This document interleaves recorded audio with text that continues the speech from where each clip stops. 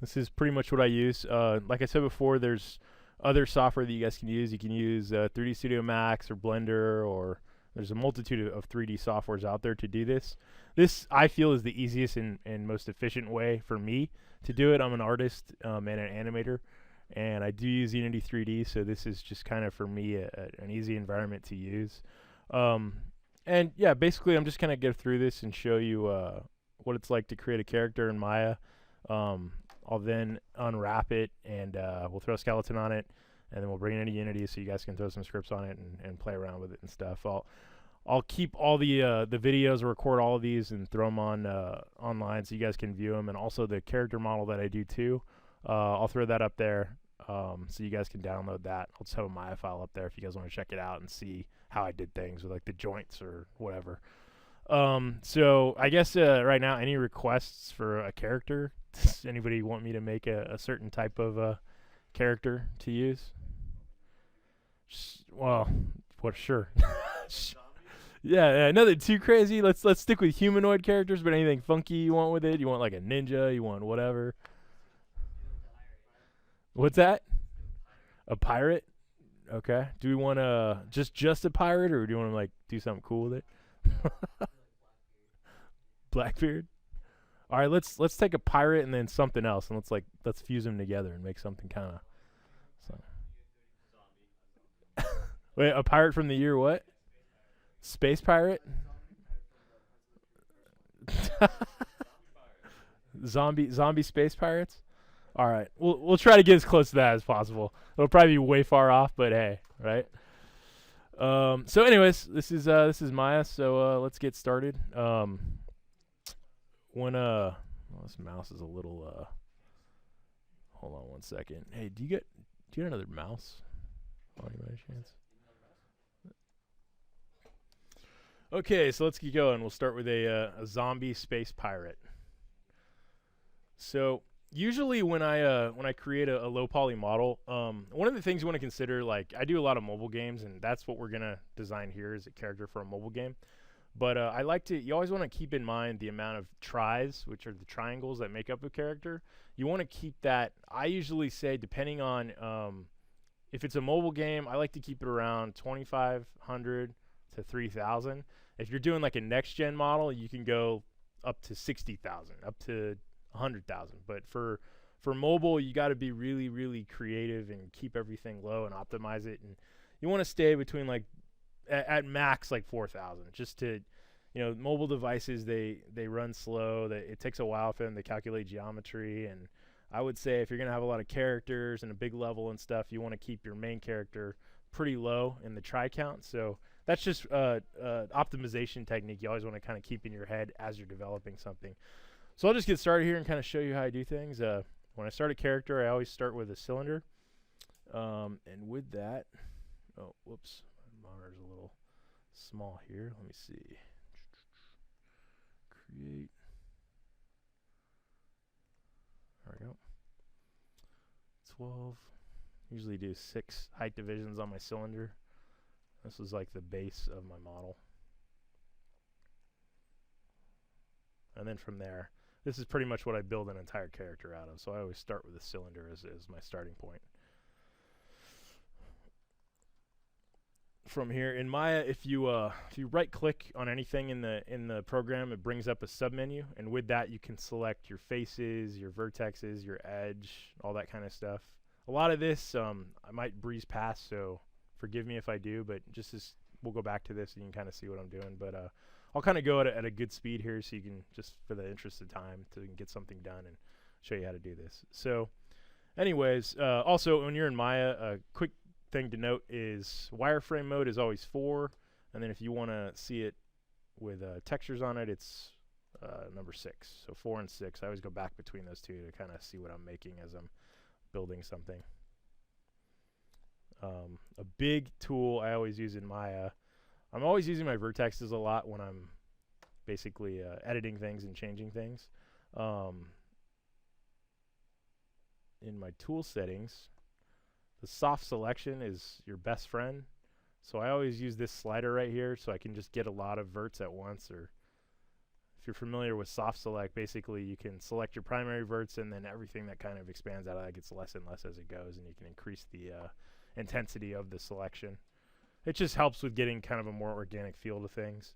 So if I was like doing the waist right now, I can kind of bring this in and bring this in like so. Oops.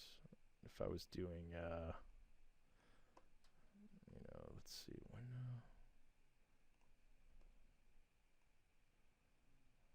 the chest, I'd have to kind of bring this out a little bit. I have the top up here, bring this in. Kind of just go back and forth until you think it looks right for what a character should look like. This is kind of the torso that I'm developing right now.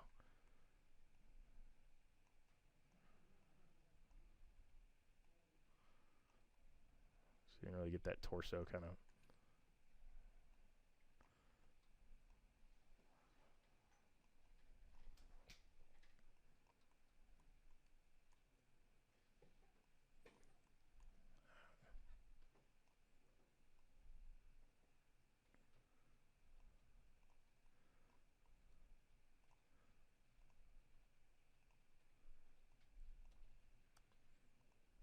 And you can shift click to get different verts, and I'm going to try to bring the chest out a little bit.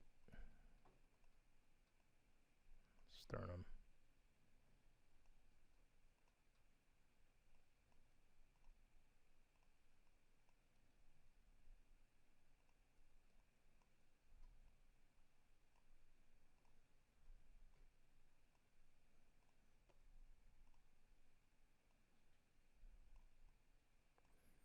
Really, when you're developing a 3D model, a lot of it is just there's a lot of tweaking. You're always just constantly tweaking, just tweaking and tweaking and tweaking until it looks right. Selecting verts after verts, going in and just tweaking them and soft selecting them and bringing them out and extruding them and doing different things with the faces until you kind of character starts to take shape. So it keeps doing a weird zoom thing on me, so apologies for that. Let's see.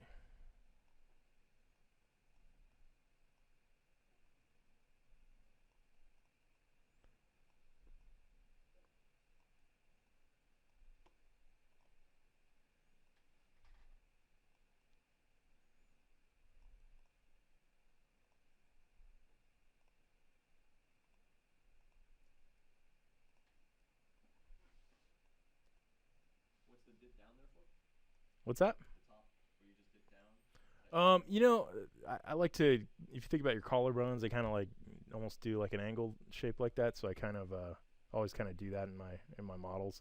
There's no right way to do it.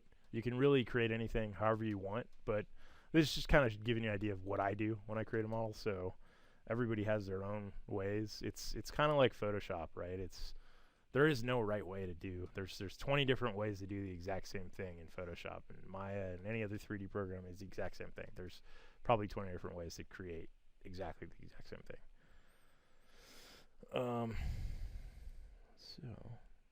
What the? Oh, that was crazy.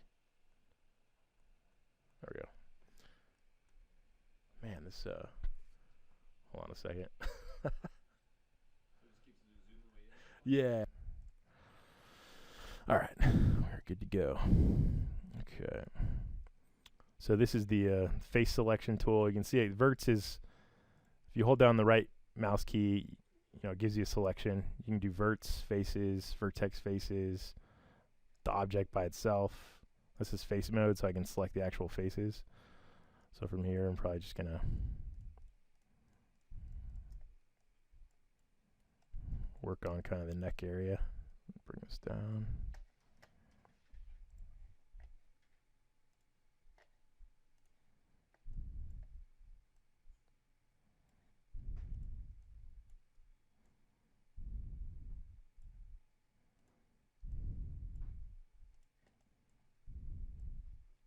So what I'm doing right now is just extruding the faces.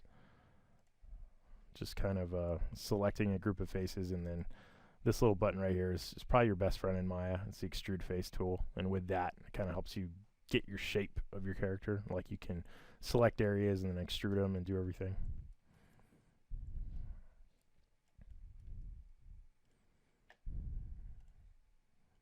So you can kind of see I'm starting to develop what appears to be a neck of some sort.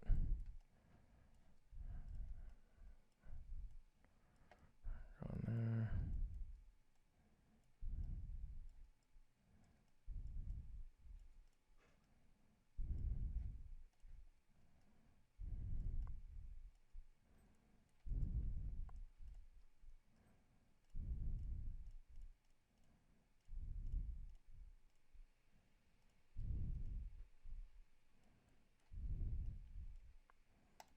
Just keep extruding,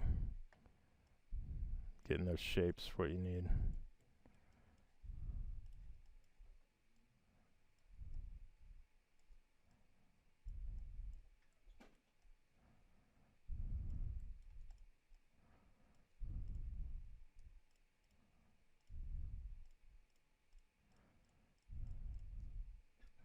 Another thing is in Maya, my tumble tools for your camera and zooming and all that kind of stuff is, for one, to pan the camera around is you hold down your middle mouse button. You always want to hold Alt all the time. It's very, very similar to Unity. If you guys are using Unity, the tumble controls for the camera and how to navigate around are identical in Maya. It's almost like whoever built Unity was a Maya user. It's kind of why I like to use Maya so much, and it works so well with Unity.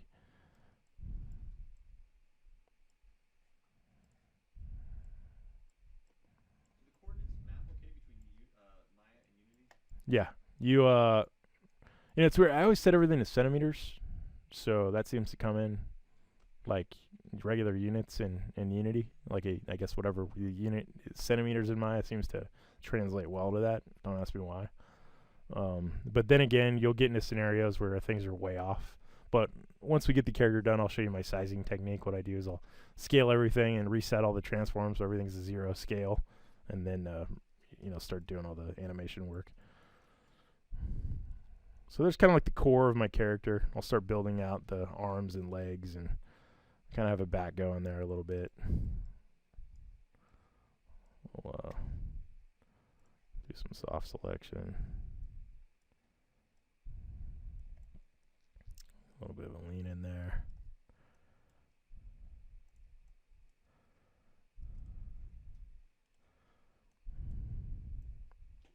I'm a big fan of games like Darksiders and stuff with that kind of like stylized look to it. I love. So I try to do that and exaggerate proportions a lot. I think it adds for more exciting characters.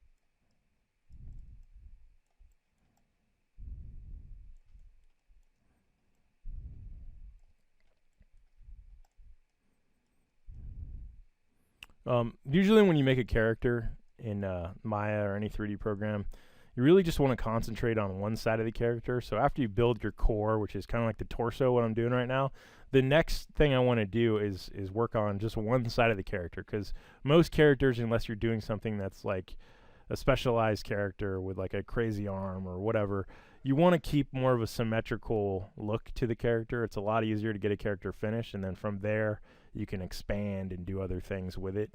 But work on one side of the character, and then basically what we do is we flip it, stitch it all together, and boom, you've got the full character. So we're going to start building the arms, legs, and then do exactly that.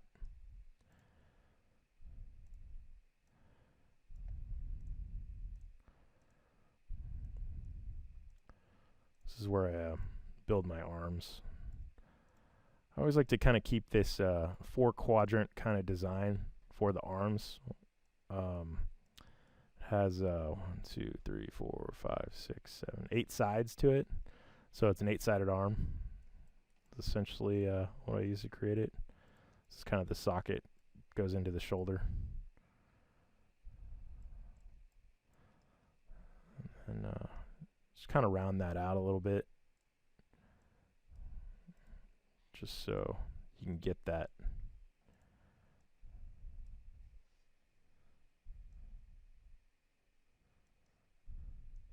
rounded shape to it. I mean, this is low poly too, so nothing's ever going to be perfect, but you just kind of have to suspend disbelief a little bit and judge for yourself what you think looks good. You know, when you're doing stuff for mobile devices, you can get away with a lot because it is so small. Even for indie games in general, a lot of it's pretty low poly. Games like Warcraft and stuff, they use pretty low poly characters also, like Dota 2. If you go on a great resource to learn how to do characters is if you go on the Dota 2 workshop pages, they let people create their own characters for the game, and you can sell your characters and armor in the game if they approve them.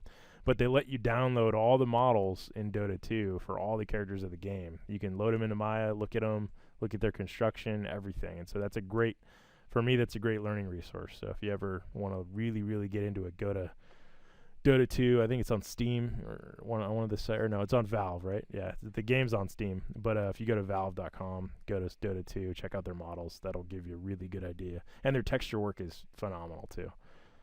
Just to get an idea of just some of the cooler ways people are doing things. So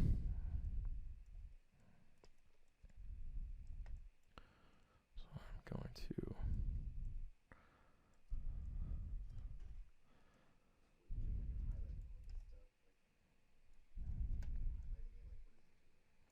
like this? What do you mean?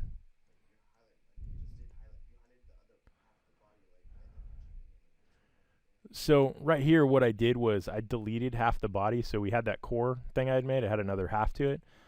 I'm only making one half of the body, and then once I'm done, I'm just going to flip it and stitch it back all together. So when I initially designed that core, that kind of just gave me a rough shape for the character I was trying to do. But now, since we're starting to develop the arms and the legs, I'm just going to delete that other half. I don't need it anymore. Start building the arms, start building the legs, and then we're going to cut it again and then stitch it all together and do that. So just the quicker way of getting something done if you need a character done. Yeah, it's better just to honestly just do one half, get it all done, flip it, stitch it, done. Your character is ready to go. If you're working in the industry, you'll find little ways like that just to get things done that, you know, if you're going to get a character done or something done, you got to get it done as fast as possible. And I would say 9 times out of 10, just do it that way. You can always go back and edit later if you need to.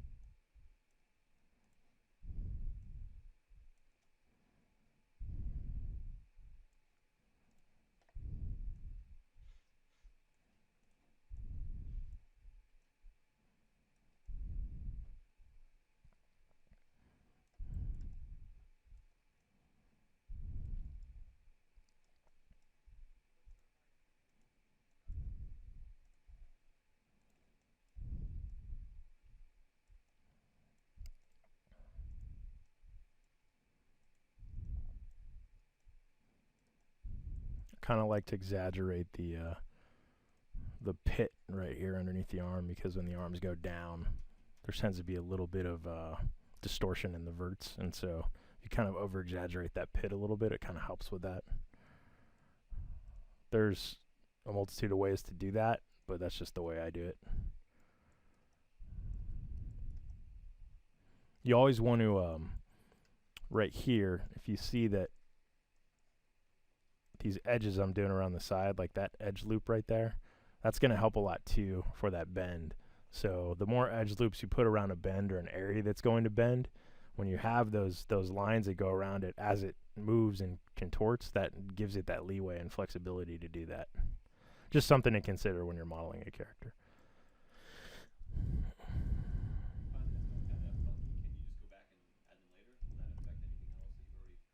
No, usually you can go back and add more edge loops and stuff. Edge loops always just help with getting more of a kind of a natural feel without too much distortion going on. But they add more tries and complexity to the model, so you kind of have to do it sparingly, I would say. For a mobile game, all you need is basically like 1 to 2 edge loops, and it should look fairly okay.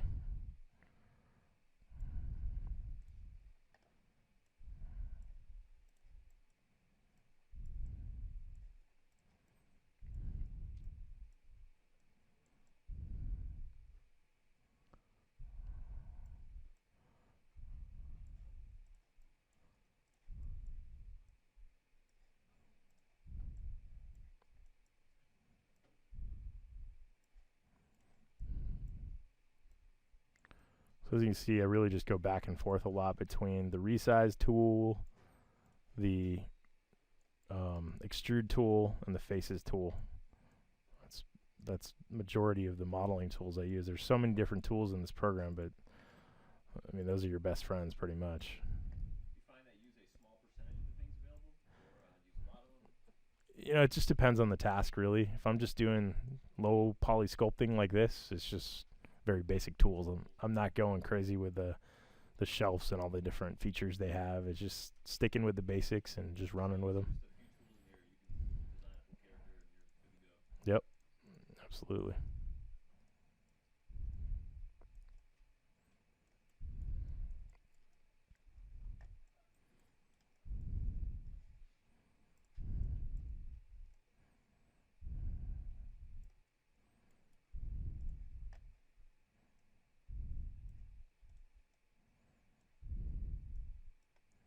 This guy's kind of jacked, so might make for a cool, muscular character.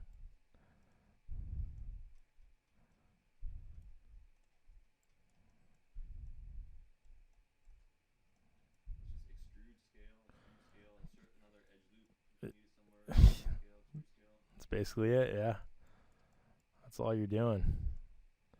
You think about an elbow, you know, you got 3 edge loops right there for the elbow bend, where that's going to happen. The joint's going to come in right there. You got a joint in there for the elbow. It's very, very basic. I mean, there's not a lot. It's just super fundamental modeling, nothing crazy. But, you know, it all starts here. From here, you can do anything else. If I was going to do a high-res character in ZBrush or in Mudbox, I would sculpt the character out just like this, what I'm doing right now, in Maya, and then I would bring that character into ZBrush or Mudbox as in this state, subdivide the hell out of it into millions of verts, and just go crazy on the sculpting, and then retrace it with, you know, lower res geometry.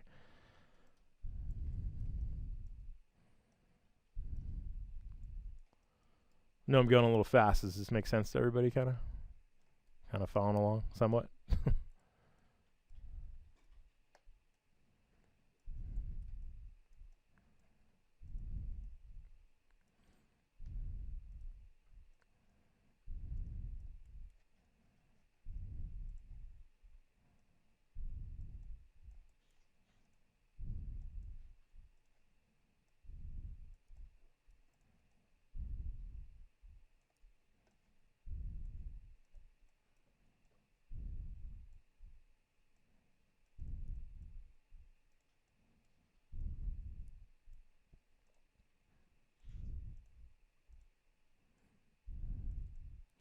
You can see using that soft select just kind of gives you a better smooth kind of pull of a bunch of different verts going in a specific direction, so you can get some better shapes out of things. I mean, this is pretty low in the geometry, which is a good thing if you are doing a character for mobile.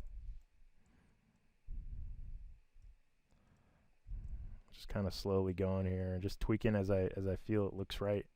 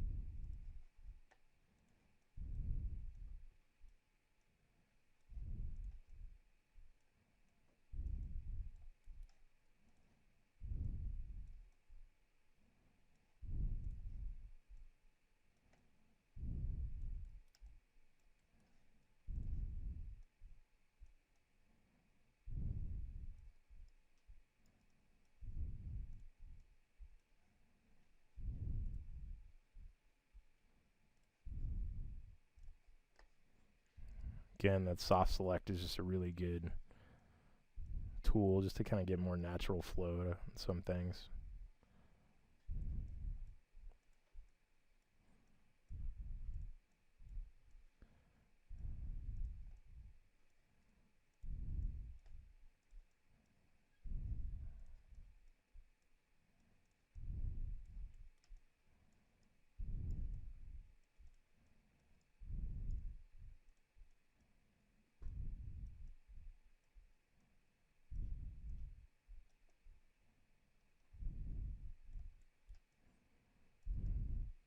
You always just want to keep tumbling around your character to make sure it looks good.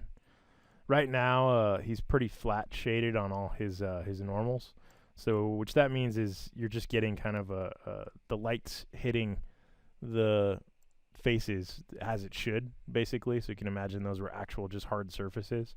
And one of the cool features in Maya that I use just as I'm going through to kind of see if it's looking a little more natural is I soften all the edges, and what that does on the normals is it kind of blends all the normals together, so it gets rid of all these kind of angular lights hitting all the different verts. So you can see right there, it looks a little jagged, right? Super low poly, almost looks like PlayStation 1 characters or something like that, right? So if you go into the normals menu and you just click soften edge, boom, now you get kind of it just helps with the contours and starts making it look a little more natural, a little more smooth, even though it's super low res. I mean, there's not a lot of geometry happening right there, but it's just a nice, with normals these days, you can get some really nice, smooth looking characters with very, very little happening, which is a lot of the tricks in mobile is just normals. You just gotta just play with the normals a lot. You can kind of see there, like,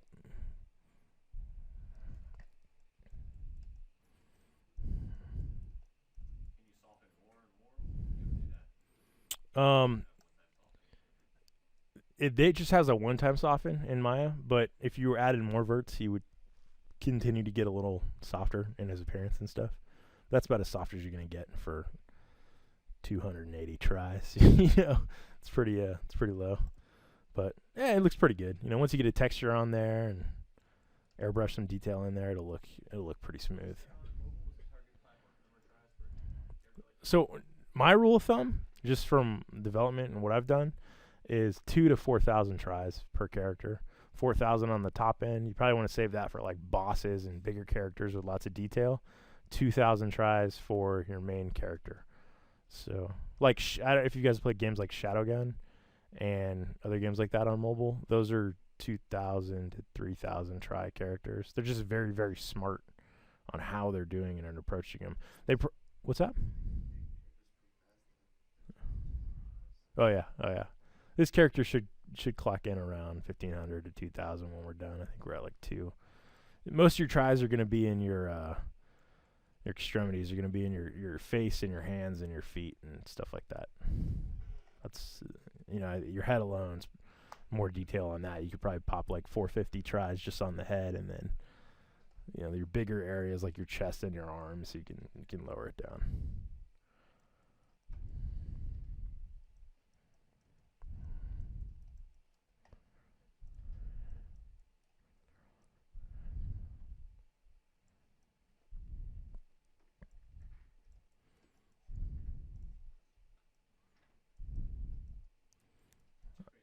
So right now I'm gonna develop a hand that we're gonna cut the wrist out of there, and we're gonna make a hand right here and then stick it onto that wrist.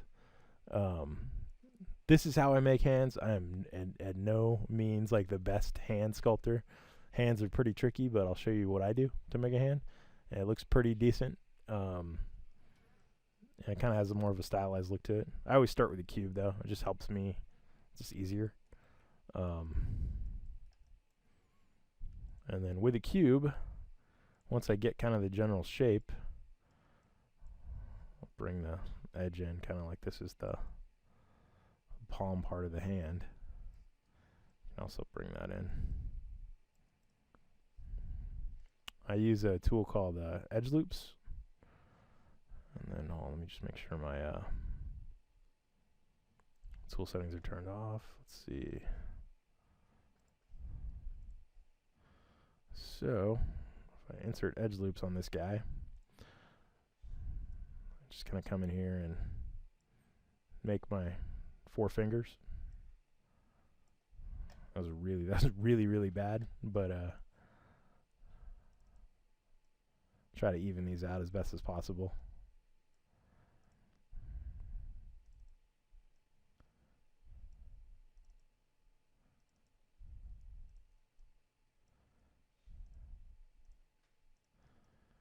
And what I'm trying to do here is just get even spacing between these. Because if you can imagine fingers that were sprouting out of these little faces right here, very basic on how I'm making a hand. I'll even use, I'm going to model 1 finger, and then I'm going to duplicate it and just stitch it in, resize it a little bit for each of the sockets. Efficiency, you know, try to do things as simple as possible. Don't overthink it. You can always go in and add more detail later. If you don't know how to model a hand, just look at your hand while you're modeling.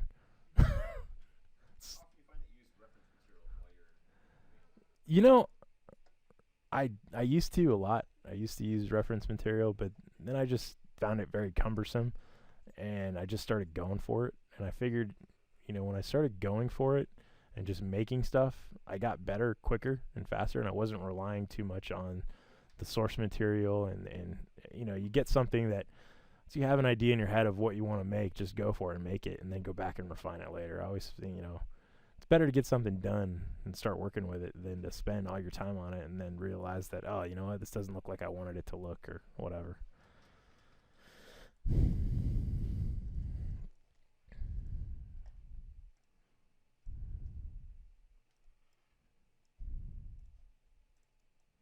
This would be where the thumb's going to come out.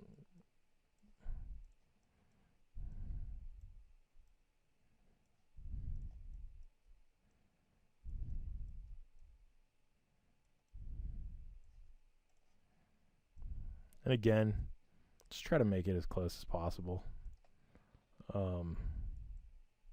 without distorting the verts too much. And you think about a thumb and how your hand looks, and just kind of go with that. Try to get it as close as you can. Hands, I would say, by far are one of the hardest things to do when you're modeling. At least for me. Might be super easy for other people. I hate doing hands, but you gotta do them.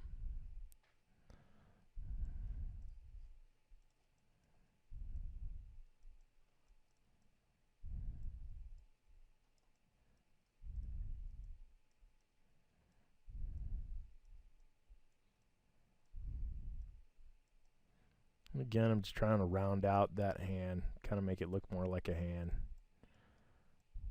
Any little things you can do. I mean, it's low poly, so you're not going to get a ton of detail out of it, but any little things you can do to it to kind of make it resemble more of a hand. Can't help. Can't hurt. So that's a pretty good base kind of palm design. Start building some fingers.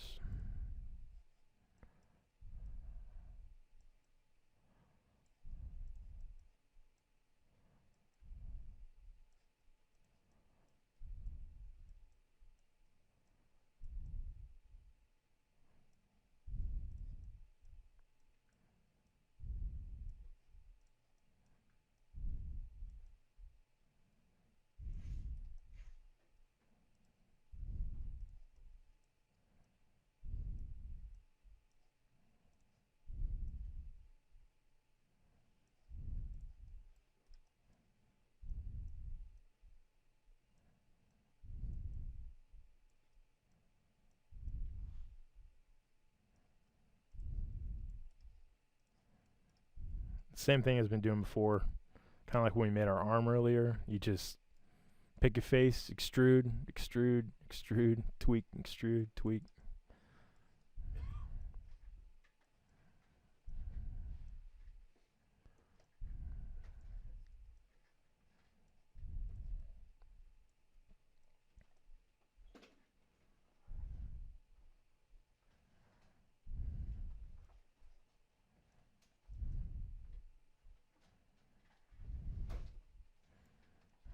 looks good enough. Then once I kind of get one finger where I feel like, okay, it's looking all right, let's go ahead and mesh. Extract that as its own mesh. And then we'll just duplicate that, which is Control D. Let's drag this over here. Control D. Control D. So we got 4 fingers. Now, we're not going to cut all these out right away. We're just going to do them in sections as we go. So I would start with the pinky and then do the 2 inner fingers.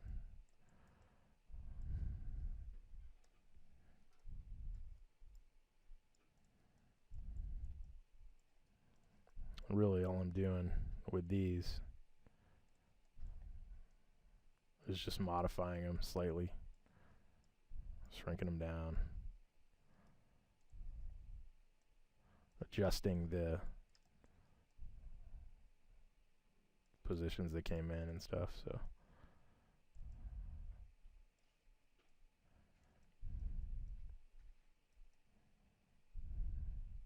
that's looking pretty good. So what we'll do is we'll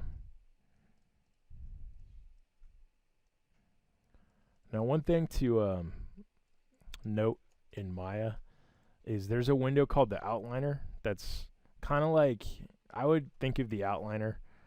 It's in window outliner. Outliner is kind of like your layers in Photoshop or your hierarchy in Unity 3D, right? So this is everything that you're making in the level is in your outliner, essentially. They call it the outliner. It should be, I don't know, objects or something else, but it's called the outliner. I guess the outline of your project, essentially. So as you do anything in Maya, it is always recording everything you're doing. So you always want to get in the habit of just going edit, delete all by type, history. And all that does is just free up some of the memory and delete some of those undos you really don't need. It'll also change some things in the outliner too, because it likes to group things together and do different things. And if you delete the history, it'll separate everything out and stuff like that. So it's just a wise thing to do as you keep going. And then once you're done, you'd want to delete everything and just keep the character by itself, and that's it. So that's just something to keep in mind. We'll get there, though. Don't gotta worry about that just yet.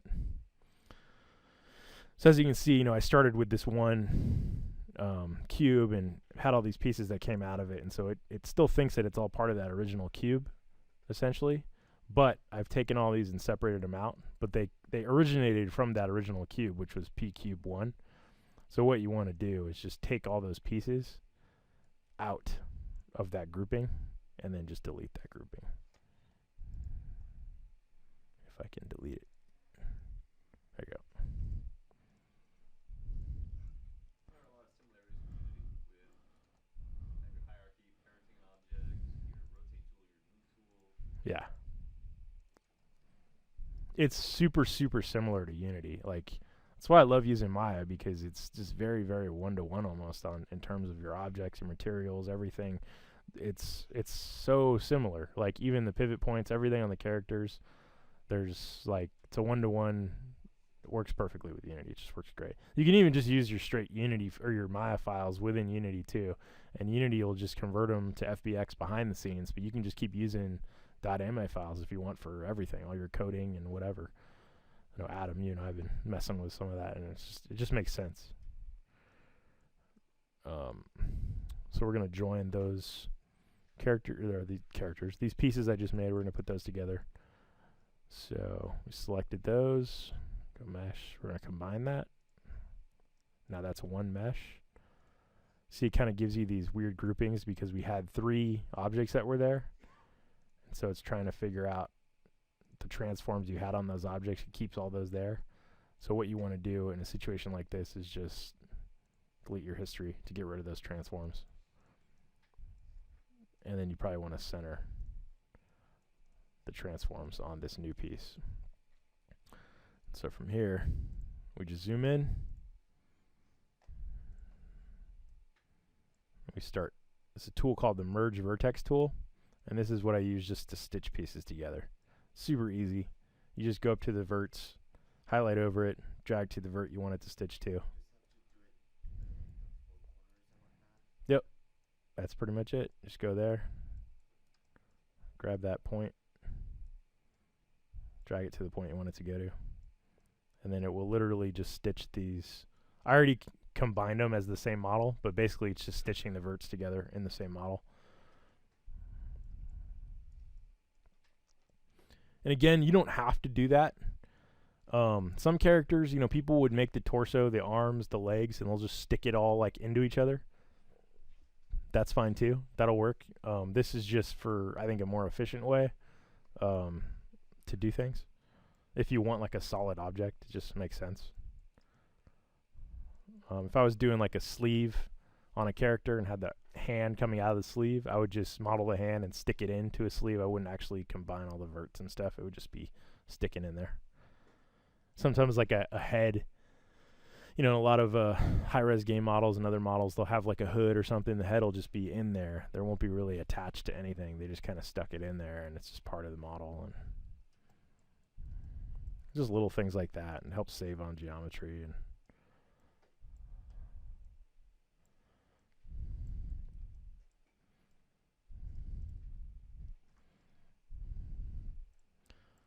same thing as I did with the pinky there. I'm just going through and just taking these pieces and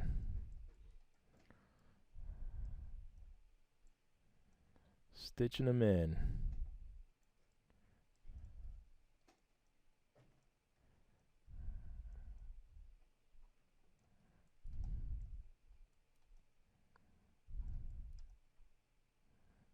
Get that lined up.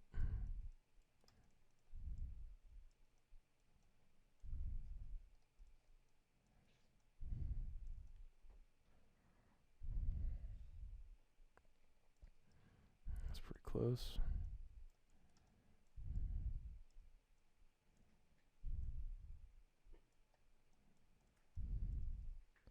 Just try to follow the flow of a hand. You know how the fingers change in size and stuff.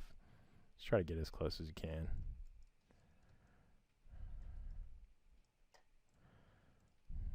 Same thing as before. We're going to combine this. We're going to delete history. There's our main object. I'll go back in with that tool, the merge vertex tool.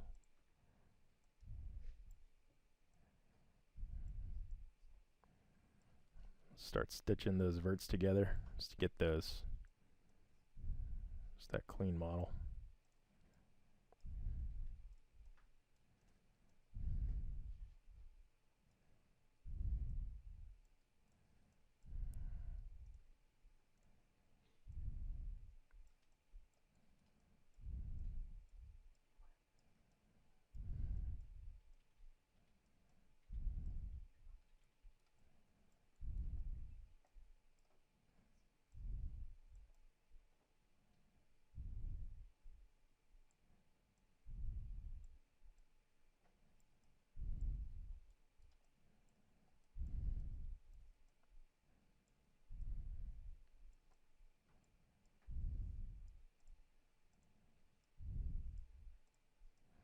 Just get in there and delete that one face. I probably could have deleted it before I put the finger in there, but select that face back there and delete that.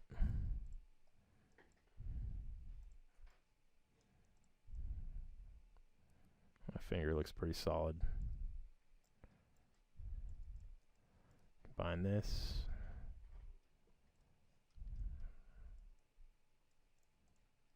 Oops.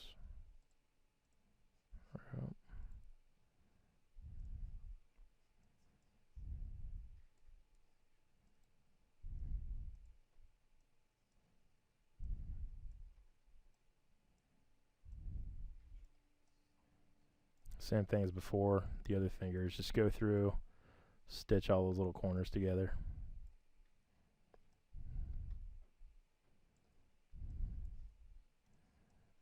I'll finish this thumb out here. Go back to this little face.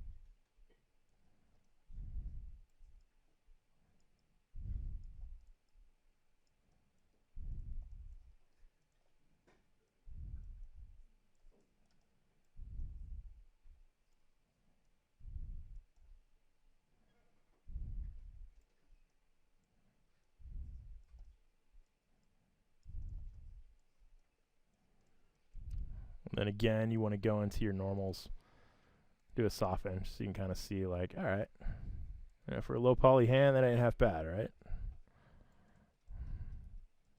Then what we're gonna do is we're gonna cut. Actually, we're gonna make a wrist, and then we're gonna cut the back of that off and stick it on that arm. So right now, I select those faces on the back, and then we'll just make a simple little wrist right there. Boom.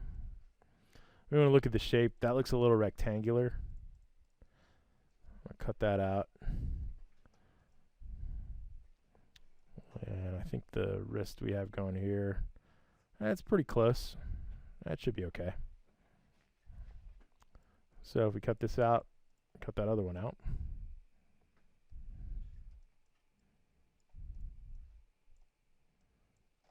You'll see you lose those normals if you start extruding out of as you create new faces and planes.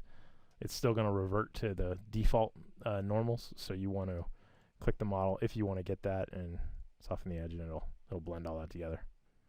Is that changing anything with vertices, or is that just changing how the material is being stored in the back end? It's just changing the normals and how the light hits the geometry. That's all it's doing.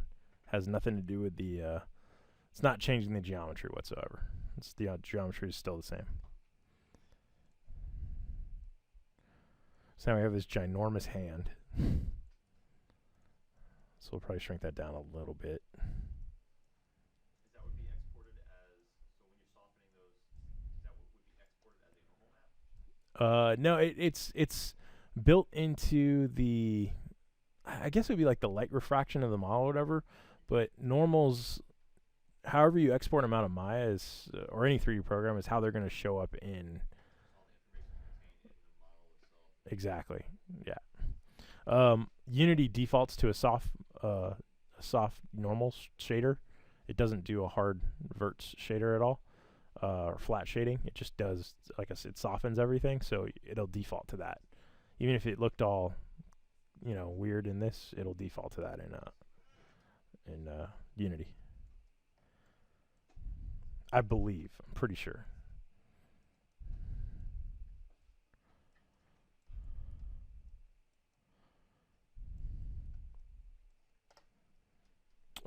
Pressing spacebar in Maya will give you your different viewports. So you can just tap spacebar to see like the different viewports. You want to get in the habit of just kind of going back and forth between them. I know I was staying in the perspective the entire time, tumbling a lot. That's just kind of my style when I work. But if you really want to get precise on how you're doing things, if you press spacebar and then wherever your cursor is, so if I want to be in the top view, you can see it says top right there. You just put your cursor over that, press spacebar, and then it'll go in there. And same thing, you can switch between wireframe with 4 and 6 on how it's displayed. So with this, I just kind of the top view going. I'm trying to align that hand right now, so I just want to get it at the right angle so it looks right when I stitch it together. That's pretty good. We're probably going to want to shrink this wrist down a little bit.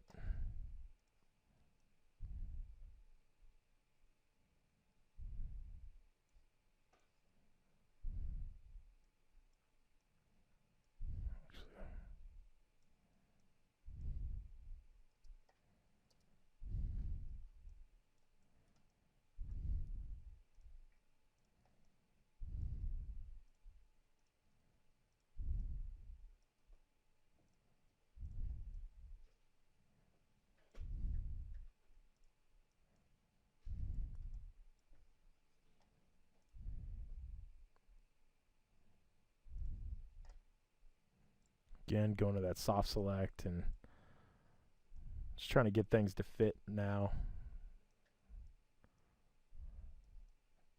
Align them properly. Just kind of go in here. Shrink that down, get that wrist shape. Here you might want to increase the size of the wrist.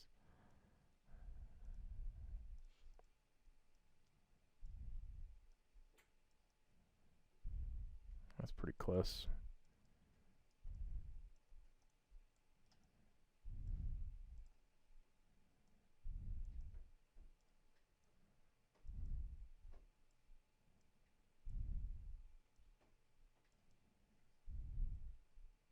And just like we were doing with the fingers before, now we have this hand. We're going to stitch the hand to that arm.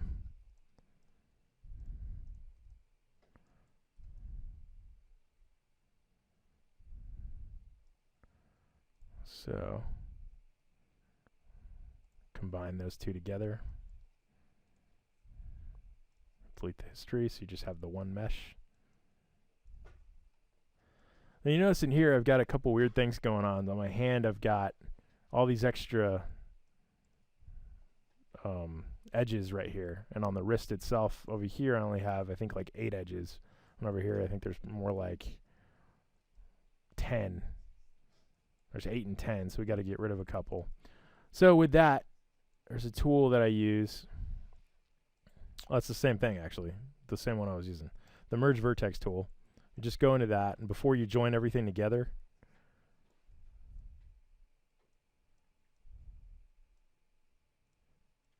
just kind of move some of those around so they sync up a little better.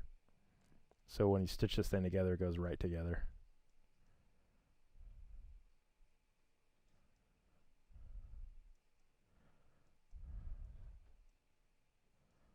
So there you go. Start stitching it together. Still have that soft select on, so let me turn that off.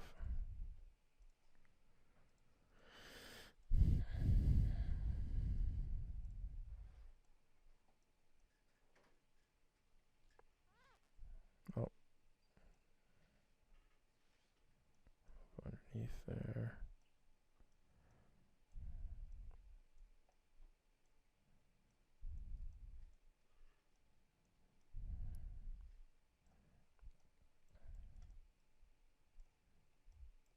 And that looks a little funky. So in the same plane, on the same face, you can stitch one vertical, one right underneath it, and do a diagonal between them. Yep.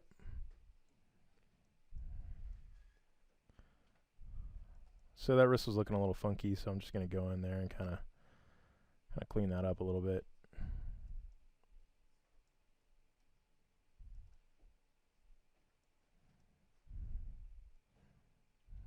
And it's actually looking like I probably don't even need that extra space I have in there, which is easy. You just go in right here with that same tool. I kind of have an extra wrist in here. I wasn't thinking when I made it. That's okay. Same thing. Oh, whoops. Sometimes that'll happen. Just go in, start moving these verts around, merging them to other verts to get the space you need. Try to refine that wrist a little bit so it looks a little better.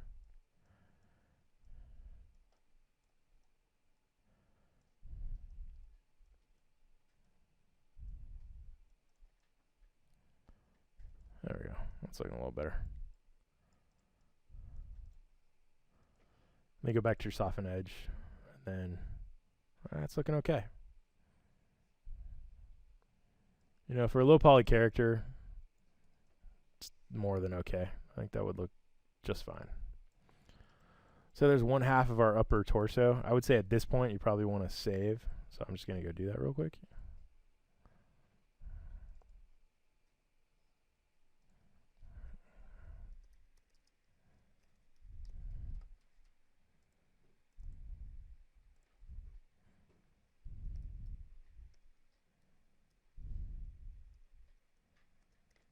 Space pirate zombie dude. Save him. Okay.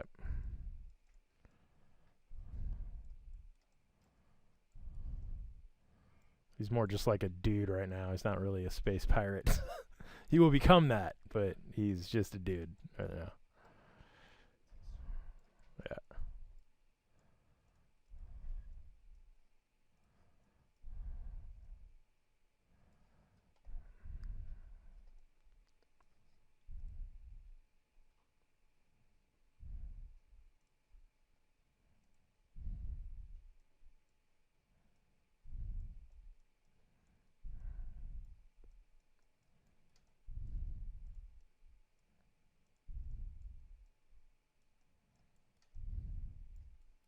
So I'm just trying to tweak some geometry. So I think Just preference, you know, whatever you think looks better.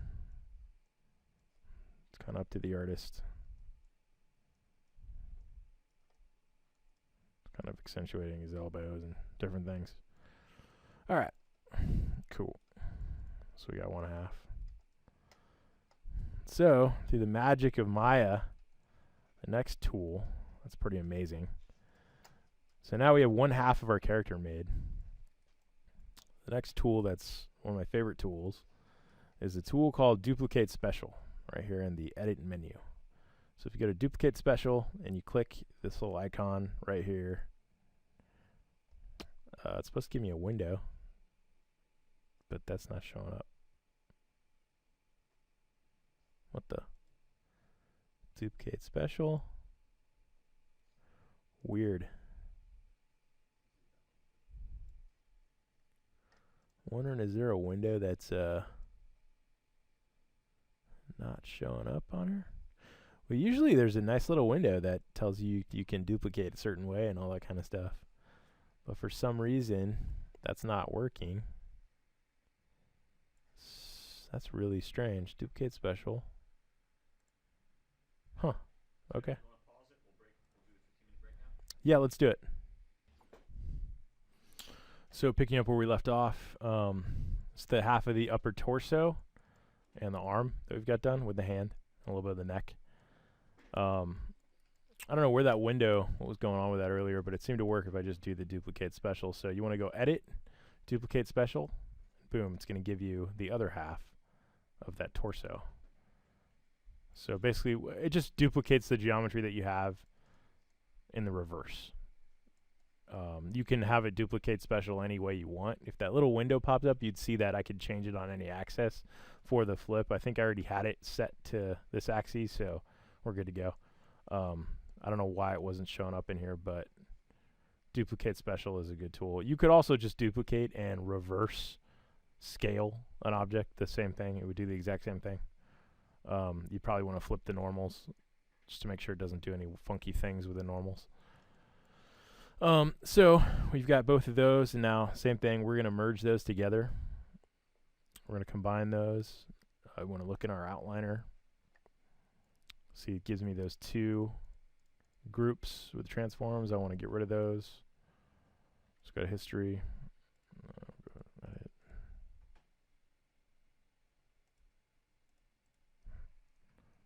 Delete that. So we've only got one in there. We want to merge this together. So we're going to press spacebar, go into our multi-view, go into the front view of the model. We'll go here. Close that. And we want to select the verts. And you want to select just the middle verts right here. Let's take off that soft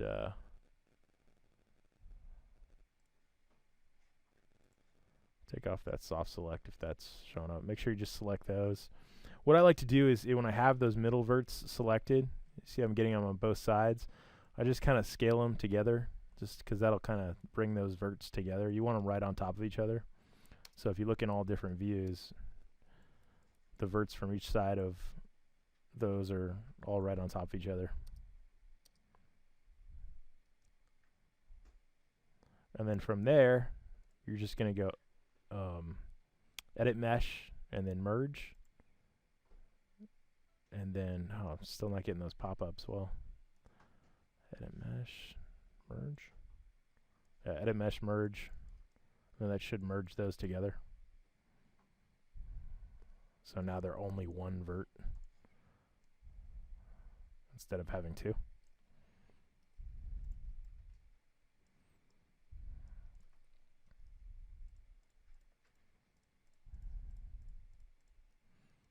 From here, I'm going to work on the hips and then kind of the sockets for where the legs are going to go in. And so same thing as before, you just select those faces. And we're just going to start building out this hip structure, waist.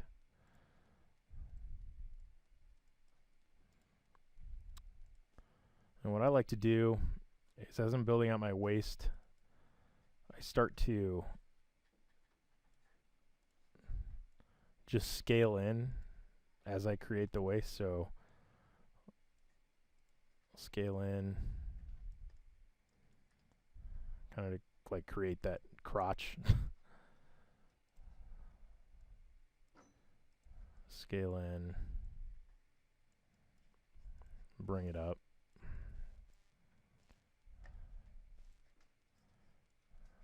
Just scale in. Oops.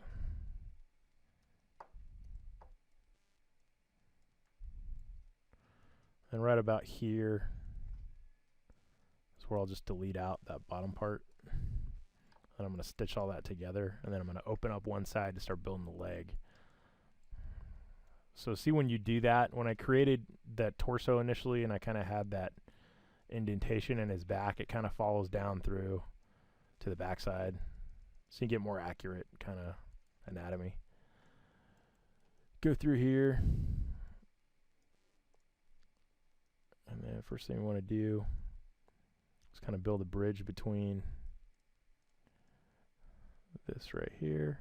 So you can go use this tool up here. You go edit mesh bridge.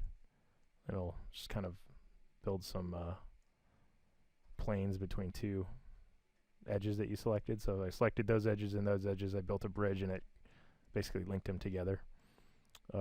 Same thing for right here. I'm probably going to do the same on each of those. I'll select that vert, that vert, that vert. Build a bridge.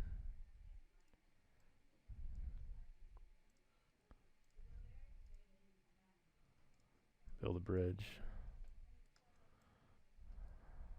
And then right here, I'll probably just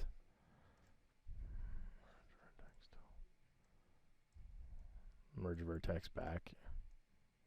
Have that triangle space.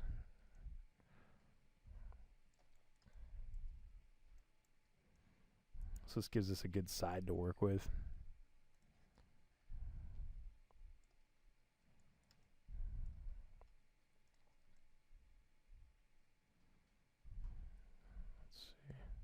So same as before, I want to round this out because this is where my leg is going to be popping out from. So just bring up your soft selection tool.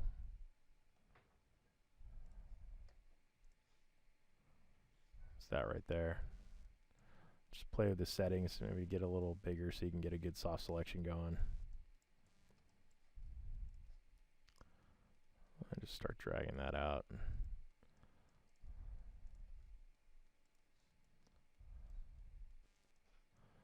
Building that hip structure. The goal is you want to get like a circular kind of, just like the arm, this should be like a giant circle almost, or like an oval shape, and that's what the leg will sprout out from, essentially. Kind of pocket this up a little bit.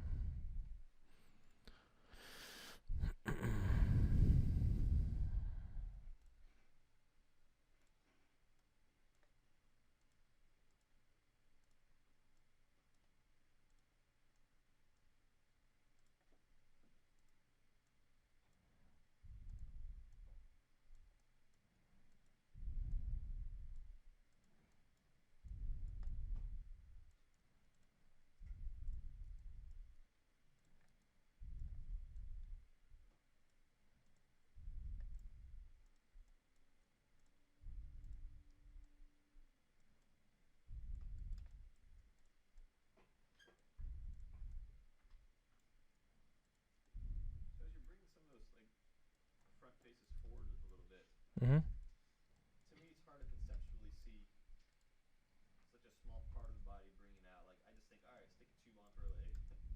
Is there what's going through your mind as you're kind of like pulling little pieces of the front out? Is it just kind of after doing it a bunch of times, you're kind of on autopilot mode, or are you thinking about? Yeah, so basically like I said before, there's no real like right or wrong way to do it. It's just kind of like you just sculpt as you see fit, right? So as you're sculpting, as it starts to take shape, you know in your head like, okay, that's looking a little more natural. That's looking how I want it to look. But it's just basically all about tweaking. You know, it's getting in there, just going for it, and then just tweaking and tweaking and tweaking until it starts to take shape, and you're sculpting, right? It's just like if this is, you know, while it's polygons and there's big squares on the screen, you're basically, it's a big hunk of clay, and you're just kind of hacking away at it and trying to make it, you know, rudimentary look like what you're trying to get it to.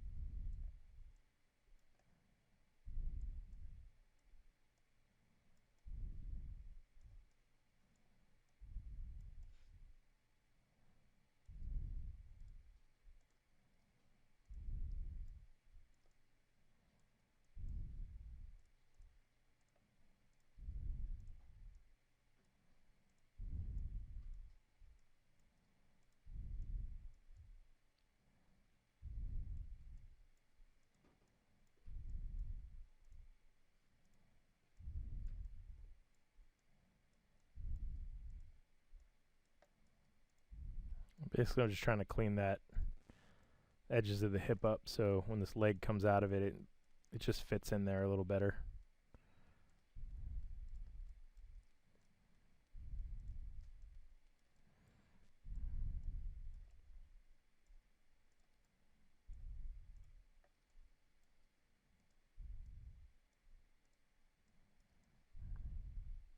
Do a little plastic surgery on them, just to kind of, just kind of want to make it look as natural as possible. And really, it's up to the character too. It depends on what type of character you're trying to make. You know, it could be really anything.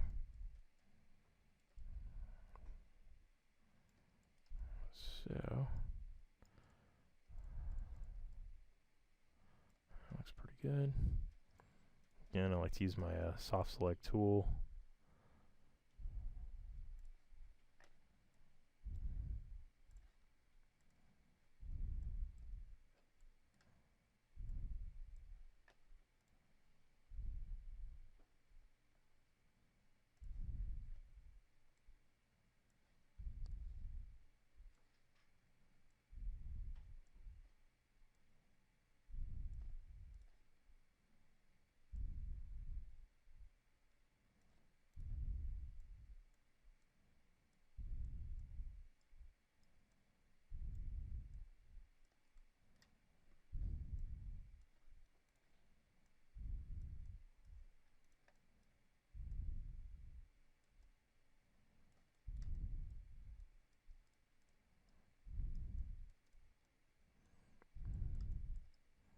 It starts to look a little messy. I want to go in and just kind of like clean some things up.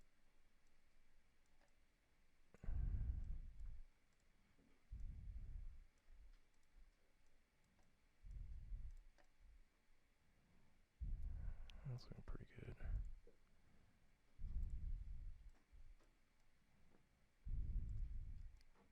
So it looks like pretty good sprout area for my leg. Again, we can go back in. And you notice my center line was a little messed up. That's okay. We'll fix that when we merge it again. It'll all straighten out. So what I'm going to do is I'm actually going to, again, I'm going to hack this guy apart. Oops.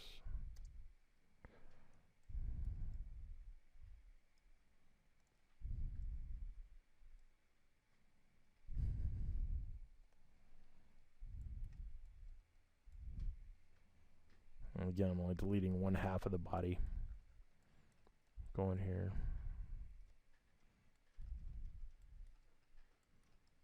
If anything looks a little off, you can kind of go in here and clean it up a little bit. Try to align it as best possible. Doesn't have to be perfect. That'll all straighten out at the end.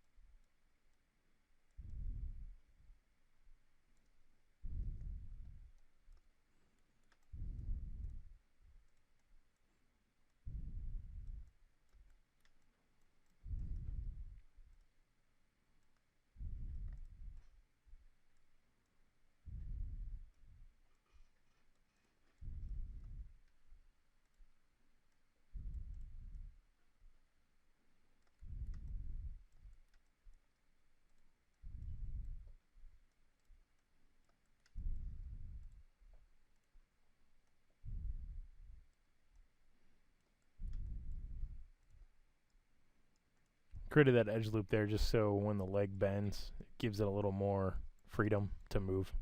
So it's not like grabbing all those verts like in the backside.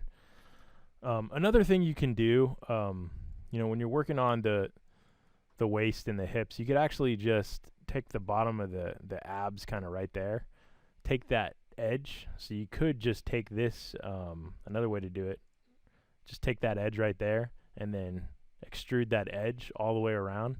Just keep going until you meet up with the backside and then build your leg off that way too. That's another way. You just want to create that hole on the side to build that leg out of. Obviously, there's a multiple ways to do it. I don't know if the way I did it here was the most efficient, but it worked, so can't complain when it works.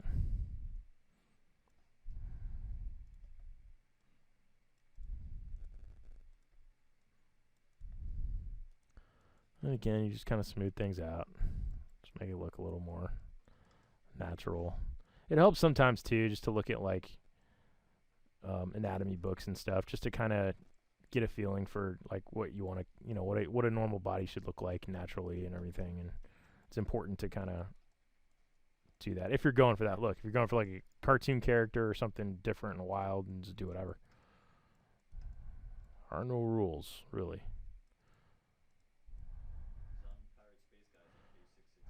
Yeah, exactly. Chapter 13. And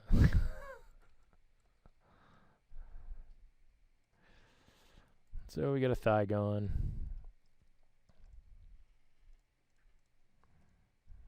Right now, we'll start building that up.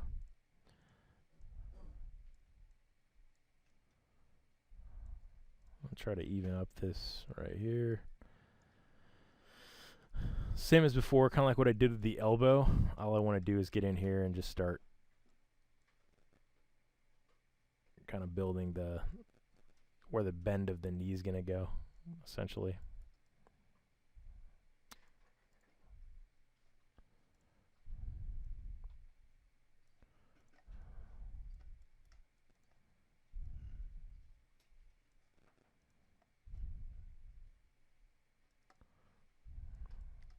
kind of building that out right now.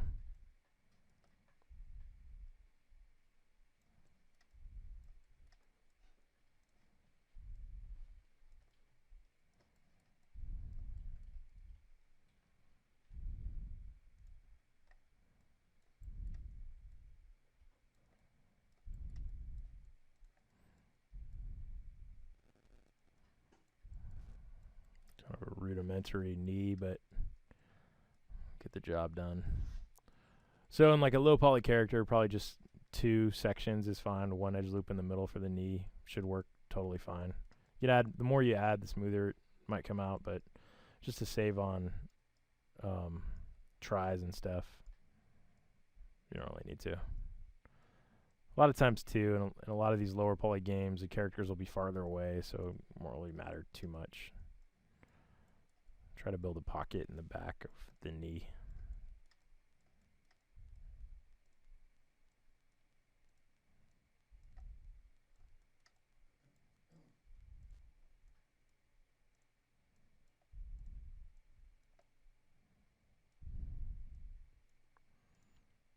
Just try to fix the flow of all your edges just so they flow together a little better. You don't want to have too many jagged things happening. Too funky.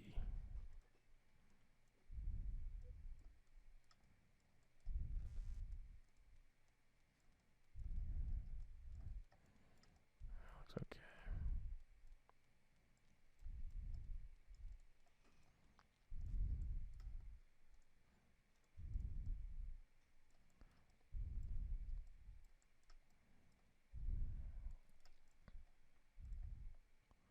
Feel free to drag your character up at this point to kind of start getting him more on the ground where he's supposed to be.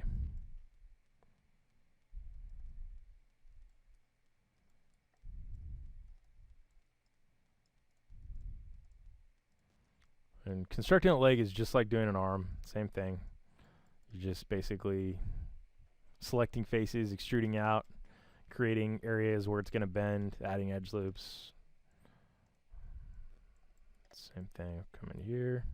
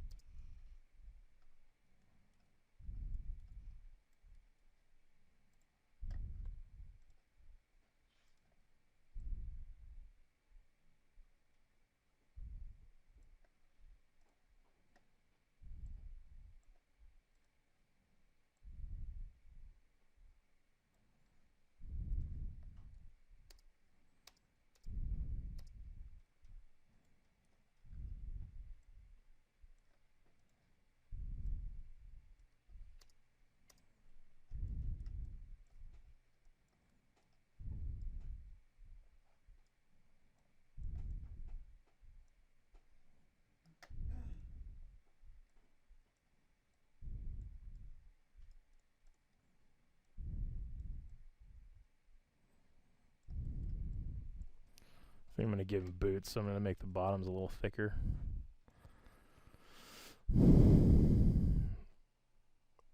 So right here, we'll cut out the bottom, just like how we were doing with the wrists up above. That leaves us that area that we need to stitch. And an easy way to make a foot I found is just use the cylinder tool. We'll do 10 divisions on it, and probably we'll just do one height division. Come in here, build your cylinder, and then when you do 10, I like it because it leaves you these nice 3 faces in the front, which I think is an easy way to build the front kind of arch of the foot, like a kind of that circular front of the foot. It's just visually, I think it looks better. So from there, I just start tweaking that cylinder.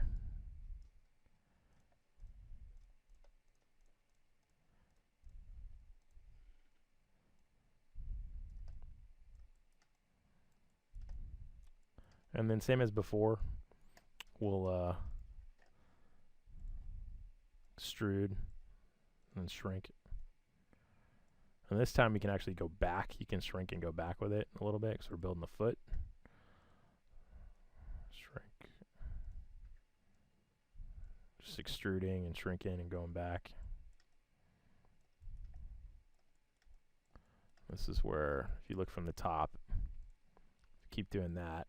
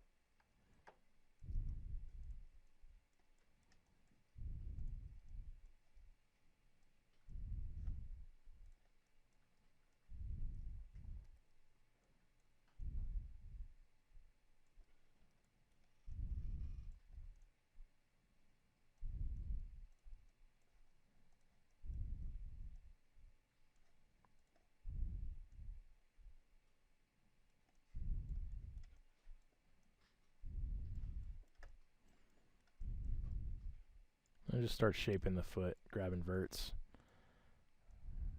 Try to shape it into what a actual foot kind of looks like.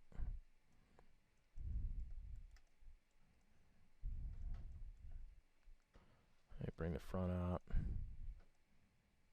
Expand that a little bit.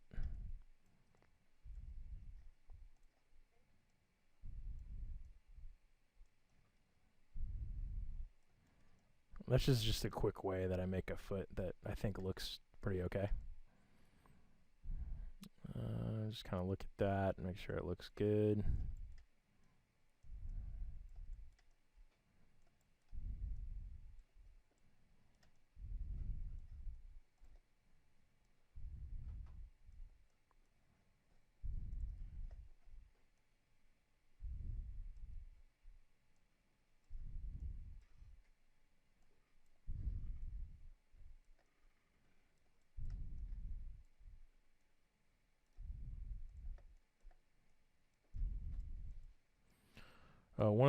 One of the things you want to do is if you do use the cylinder method to make a foot, you want to cut out the bottom of the foot, and then we're actually going to make these straight lines across. So when the foot, when it hits the ground and turns and stuff, it would be all deformed if you basically had all the verts going to a single point on the bottom. It would look kind of funky. So what we do is we make bridges like across it, like basically just edges all the way across it, so it has a nice smooth bend to it. If you ever see the bottom of the foot, which you probably won't, but I just do it because it looks a little better. And the same method as before down here. We just grab the sides and just build bridges. So I grab that edge and that edge, build a bridge. Grab this edge, bridge.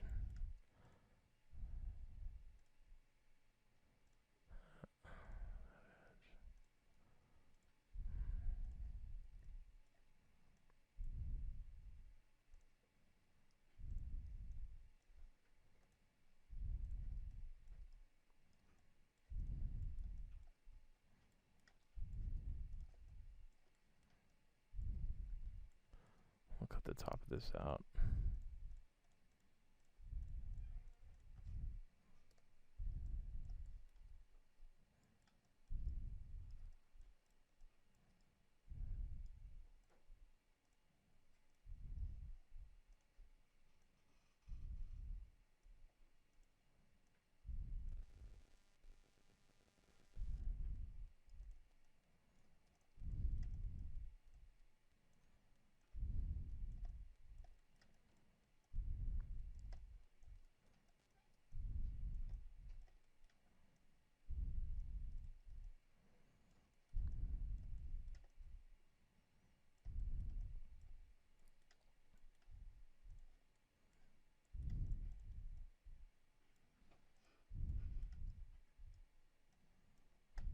This is where a little bit of tweaking again comes in. You just kind of want to align it and get as close as possible.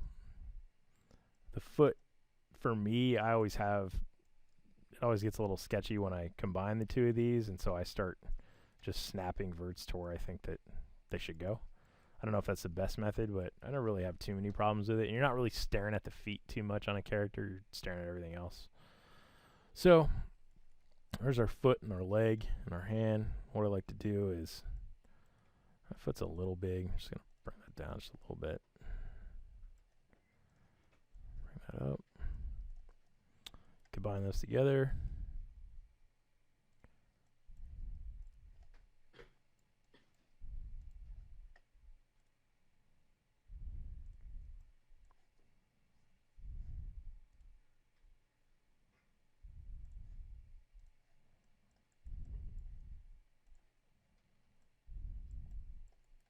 So now we'll go ahead and we'll stitch that that foot to the leg. Same as before, just like the hand. We'll do the exact same thing. Use the merge vertex tool. Come in here and just start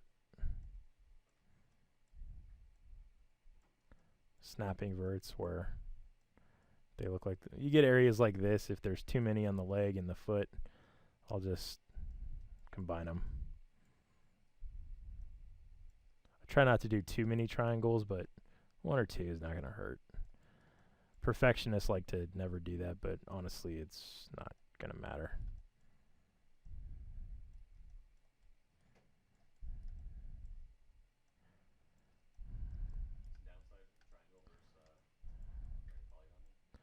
Triangles just, when you have all quads, you get a smoother model, essentially.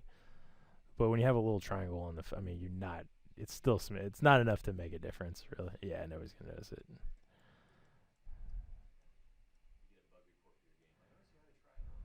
Yeah.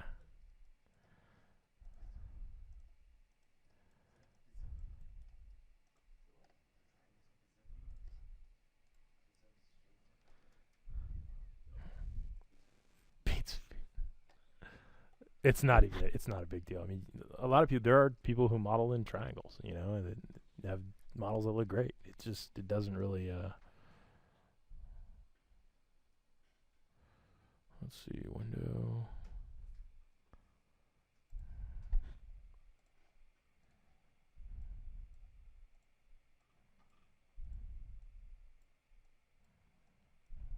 And again, this is just low poly modeling for mobile, you know, so it's a lot of room for forgiveness. I mean, you're shooting for a lower end look, you know, to everything. Lower end devices. That's not to say you can't try to push the envelope and do cooler stuff, but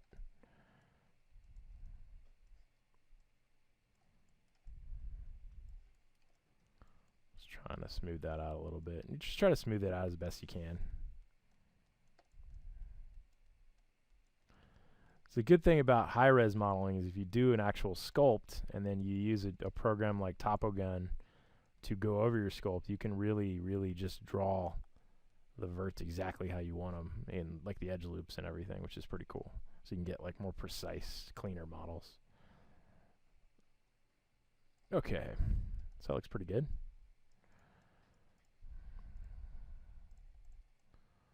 So there you go. We've got our dude who's got a arm and a leg, a little boot. We'll go through and do my favorite duplicate special maneuver. So now he's got a full body.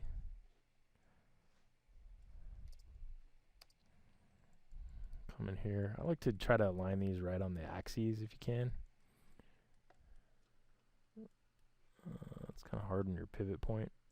Might want to move your pivot point if it's just giving you grief. That's the insert tool. Help you move that. And just try to get those aligned. That'll probably be good because we'll snap them together.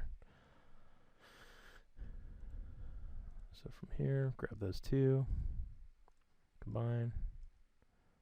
And we'll grab, make sure I get everything right here. Yep.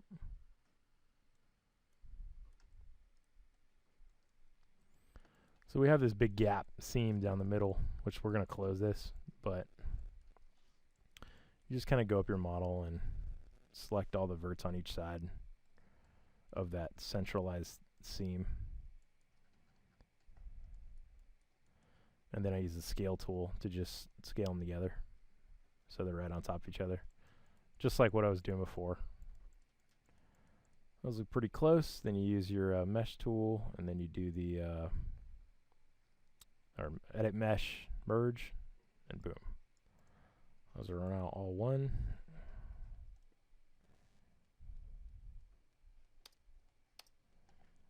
So now we have a completed body. And to check, you see right now it looks like, because I just merged those together, the normals, you see you can still see that edge where the light, basically it was two objects that were put together. So it still thinks in memory that there's like an edge right there, even though they're joined. So all you do is you select your model, soften edge, and then that fixes that. So you get a nice clean look to your model. Let's just say that you realize maybe the muscles were really wrong and you want bigger muscles.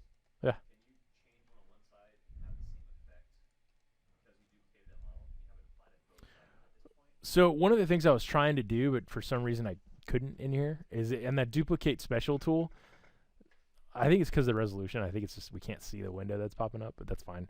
When you do click that duplicate special tool, there's that little box you click. It'll give you the option of an instance, right?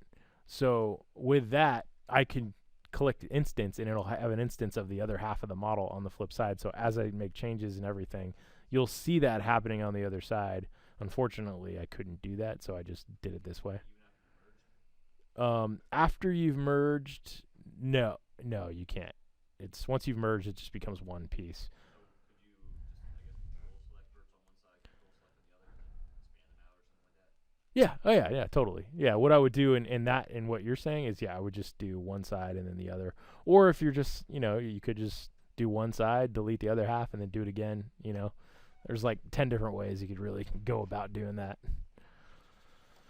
So, here's our model right now, what we got so far. We've got some edge loops going for his hips. We got some edge loops going for his knees. His boots, there's plenty of edge loops in there to get a nice curl on the toe. Some edge loops for the wrist. Some for the neck. So now we'll make a head. For a head, for the purpose of this, I'm just going to go pretty simple. And we're going to start with a circle.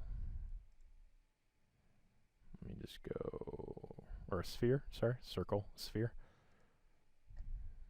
And then on this, I'm going to do 12, just like the body. I'll just build that up, about the size of a head. We're going to take that.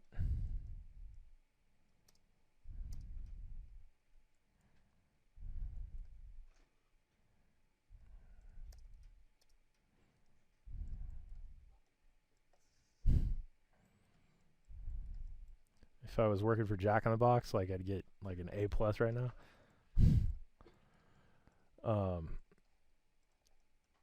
Try to get that sphere in position, then try to size it to kind of the size of a head. Just get it close enough, then you can start tweaking it. Kind of oval it out a little bit. That looks about right. You know, we already built our neck out of that torso, so we really don't need the bottom part of this. So I'm just going to go ahead and cut that out.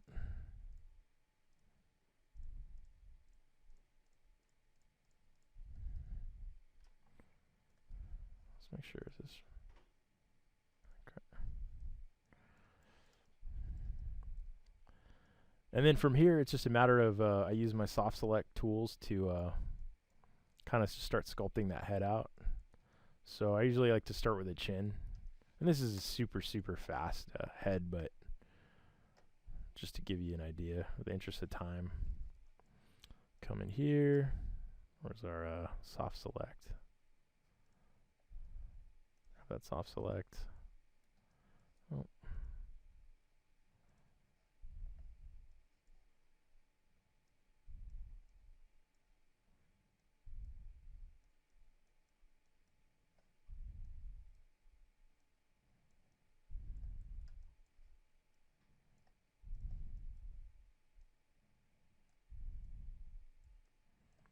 So a quick and easy way to start forming a head and a chin.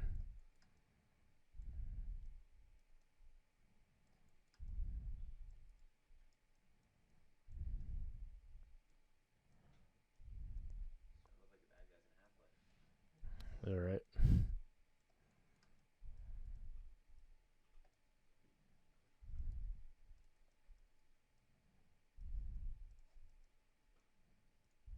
Oops.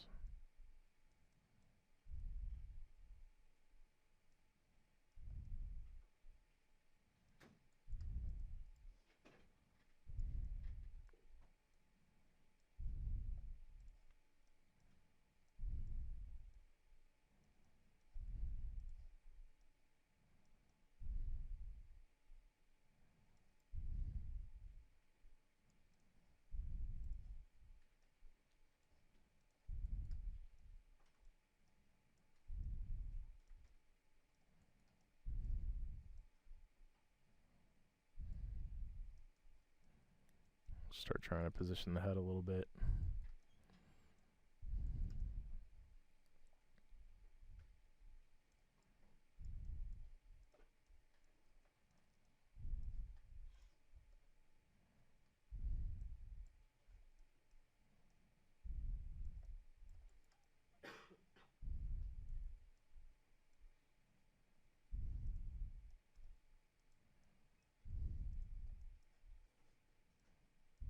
Again, the soft select tool is like definitely your friend. It just helps just getting more even approach to some of the curves you're trying to create. I use it all the time on everything I do.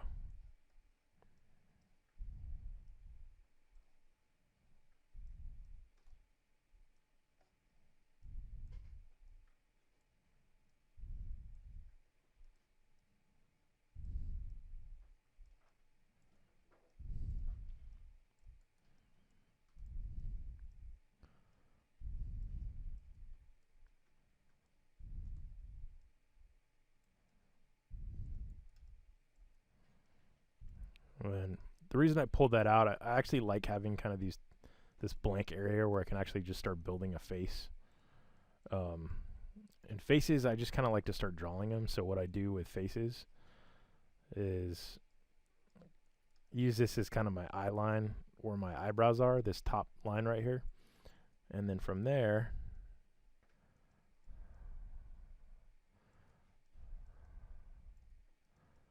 I use a tool called the interactive split tool, which is a really, really great tool. And it lets you basically draw verts where you need to. So let me just take off that oops.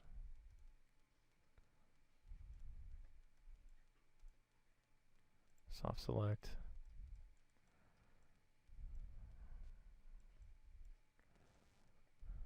Go to the interactive split tool. So I like to, I think those are going to be my cheek. That's going to be the top of my lips, other cheek, top of the nose. Then I can come right there.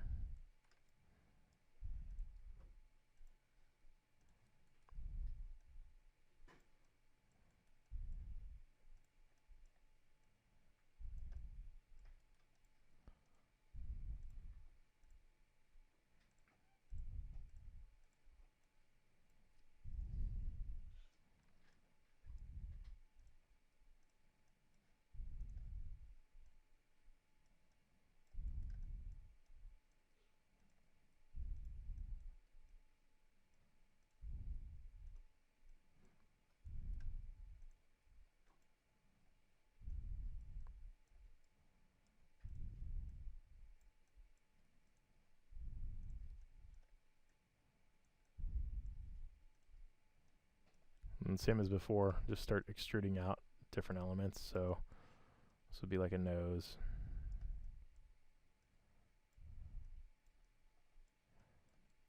Let me get that nice.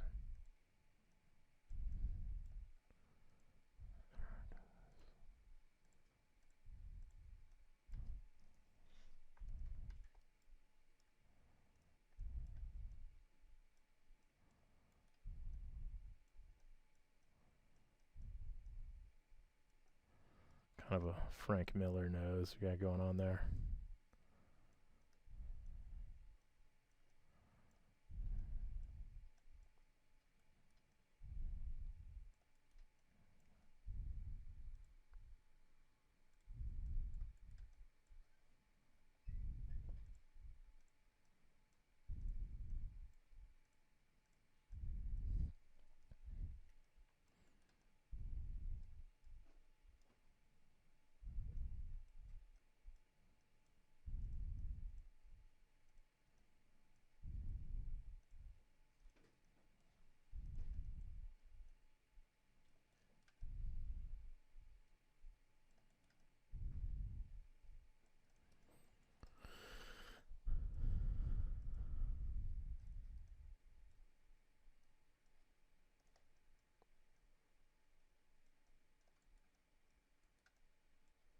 And I use these lines as kind of the midpoints of my eyes.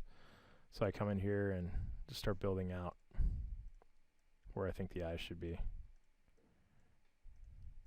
Good thing about the interactive split tool is it kind of mimics what you do on the other side. Like it'll snap it to whatever you did over here. Tries to do it symmetrically, which is pretty nice.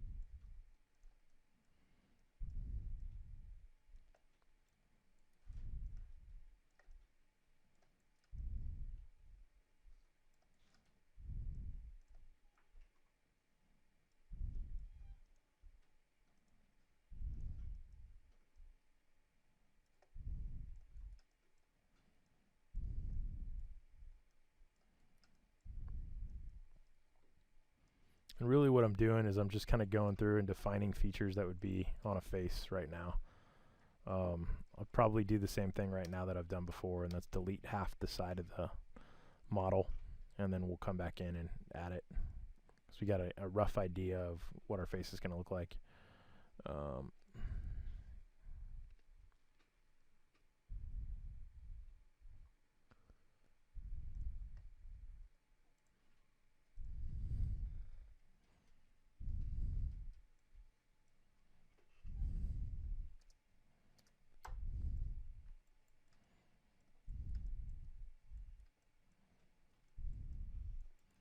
You can get creative with it and do different things. Like right now, I'm probably going to want to put some nice big frown eyebrows on them and stuff. So I'll just come in here and kind of sculpt that out a little bit.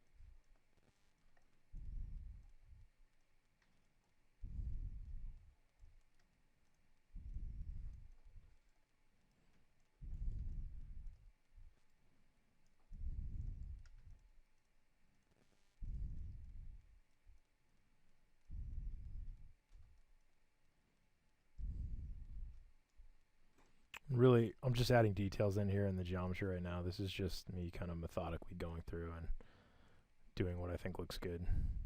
Not necessary, just I guess the artist in me just sees things that need to be tweaked.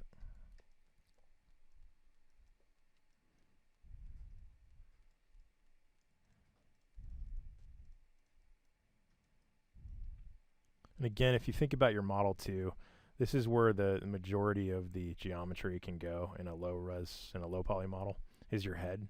So you can spend some time on it and make it look cool. I won't spend too much more time on it, but let's just do enough to kind of give us something cool to work with.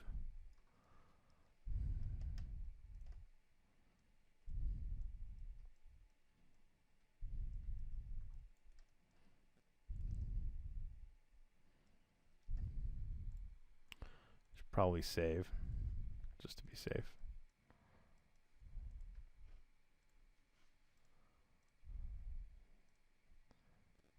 I'm sure you hear this on everything else, but save and save often because it will crash.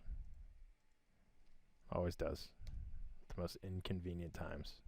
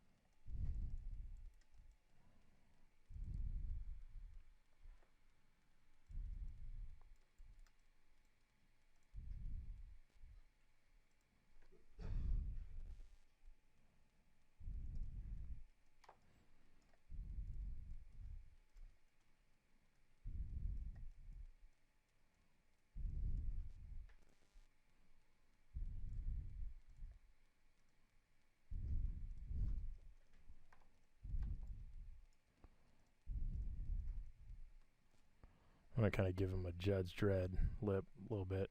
It's kind of sticking out.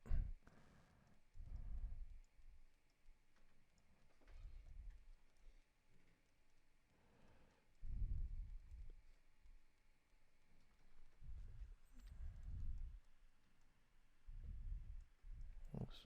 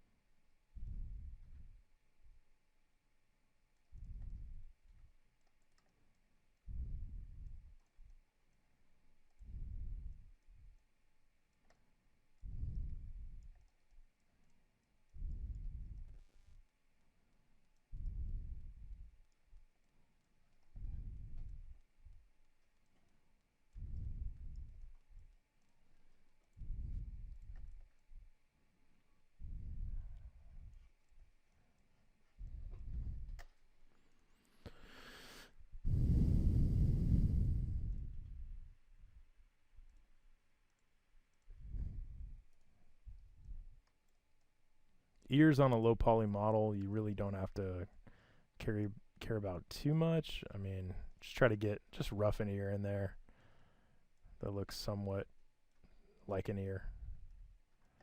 The rest you can kind of take care of on your texture map.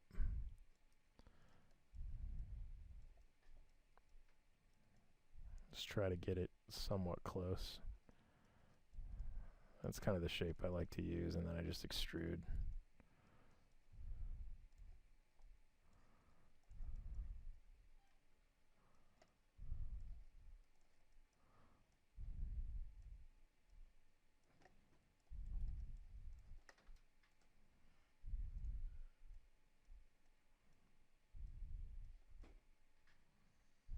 That's pretty good.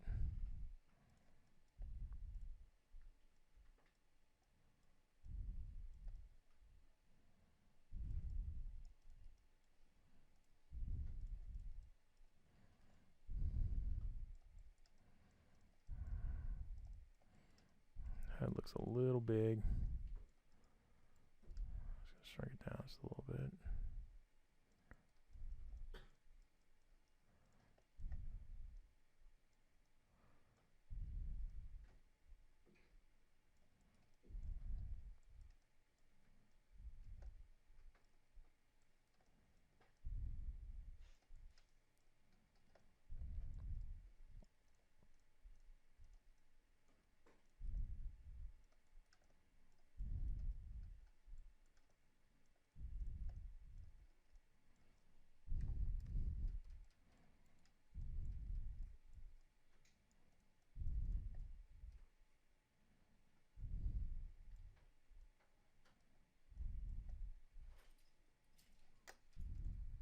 Same thing as before, duplicate special.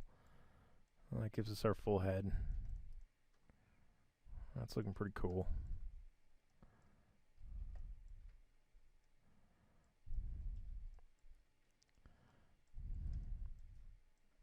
Let's put this up so I can. Yeah, I thought he'd look cooler like that. No. Sometimes when you use the merge tool on verts, if your models are too small, it'll merge other verts like on top of them together, so you'll get weird artifacts and different things happening. So what I like to do is on heads, especially, is usually when I see it around the lips and the nose and eyes and stuff like that, I'll just increase the size of them like super big. So when I get that, when you're working with a body, you don't have that many verts next to each other along the spine and stuff like that. But on a head, they're kind of all over the place, right? They're all right there. So you just want to increase it, just get it roughly 3 times the size of the body or something like that. And then I'll do my merge. So I'll come in here, combine these.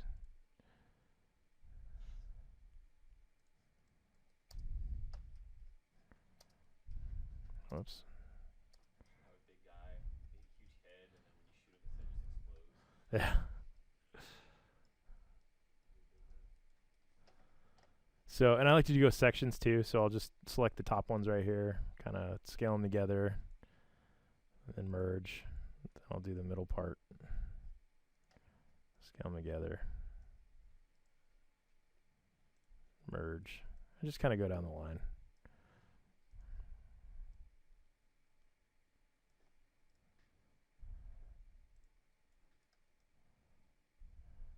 Probably get all this.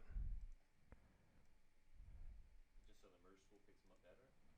Yeah, just for some reason, if they're bigger, I don't know why. It just seems to work better. I think it just has to do. I think it has to do with proximity, and it uses like the actual, I think because we're doing it in centimeters, so I think that it's doing it in proximity. So the larger it is, the more room you have, basically.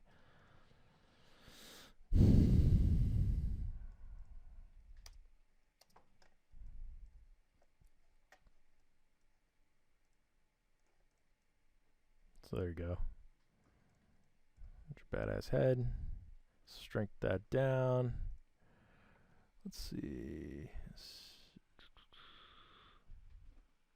Where's my center pivot?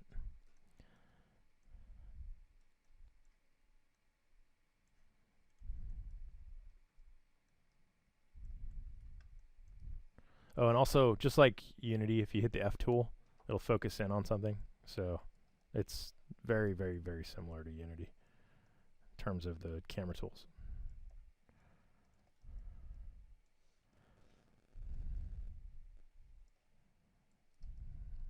Let's see, that looks pretty good.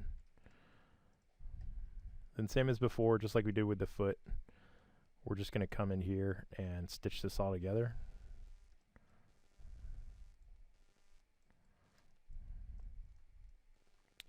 Make sure you want to go on your front view and just make sure everything's all aligned. Yeah, see the head looks a little off. I want to just kind of get that as close as possible.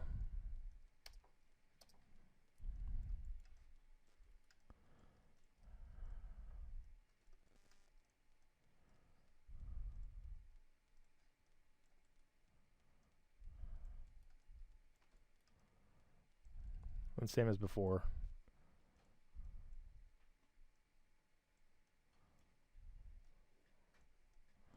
Just go around, use that merge vertex tool.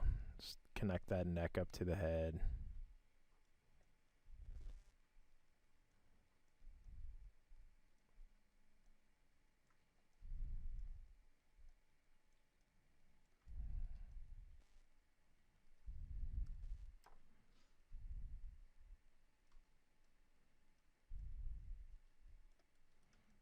This is where going back and forth between the solid and the wireframe is just a good, so you can kind of see where joints are and or verts are and stuff. And you just kind of go down the line and get those all synced up.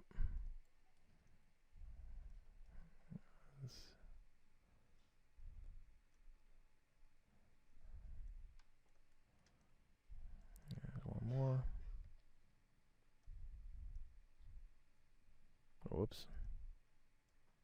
That'll happen. Just undo. And let's see, where's he at? There we go. I think I did it. Let's see. There we go. That's all hooked together. Boom. Soften edges. There's a completed modeled character. Now, we should probably add some like accessories and stuff, right? Like a shoulder pad or two, some spikes, something like that. How you guys doing? What's the time? It's 8:09 now.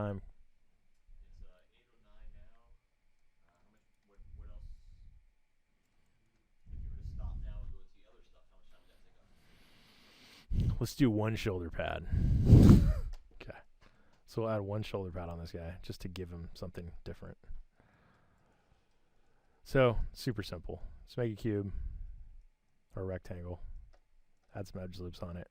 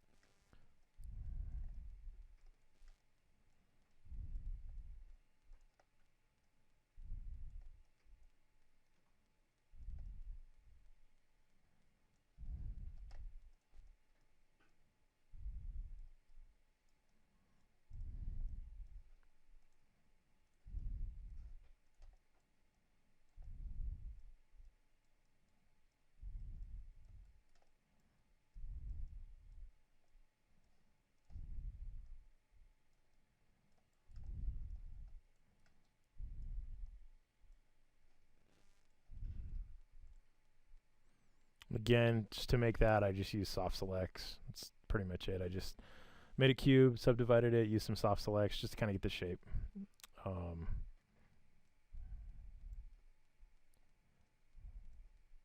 Come in here, same thing. Just use that soft select tool and just kind of give it some shape. Put that guy in place. There we go.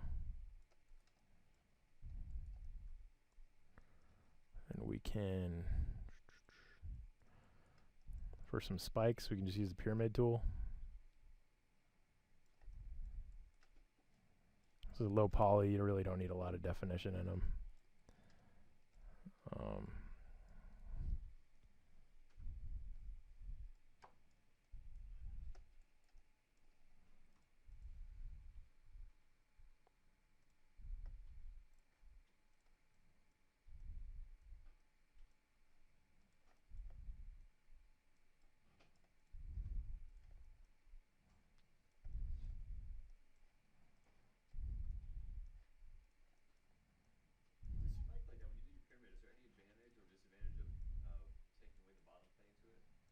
Yeah, so the only reason I do that is because the spike's like sticking in something.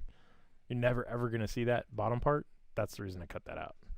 Just efficiency. Yeah, that's the only reason. Anything that you never see, cut it out. there's just no point.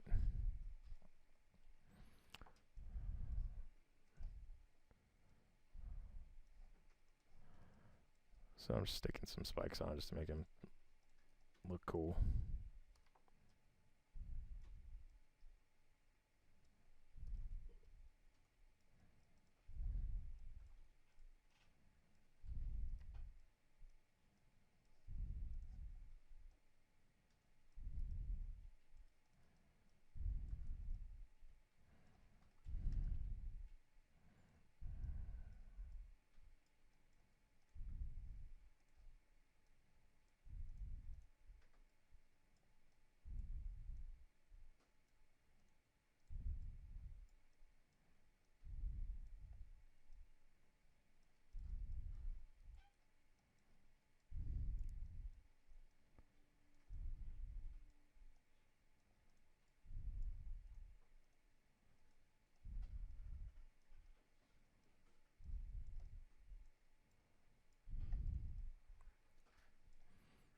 So there you go. Got a shoulder pad. Got a dude. Oh, he's a space pirate, right? So we need to do something real quick. Here, let's just throw a...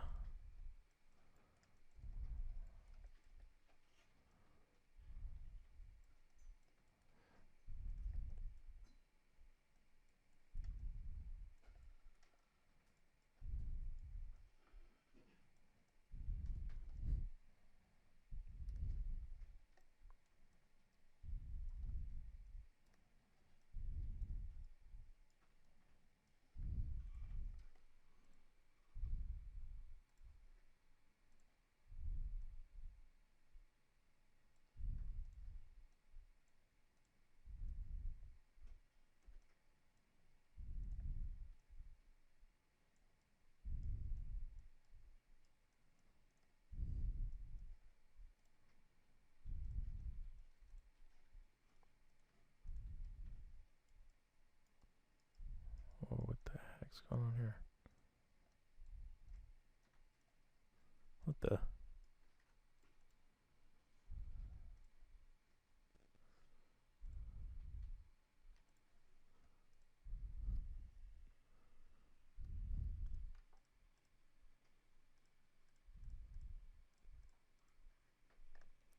Strange.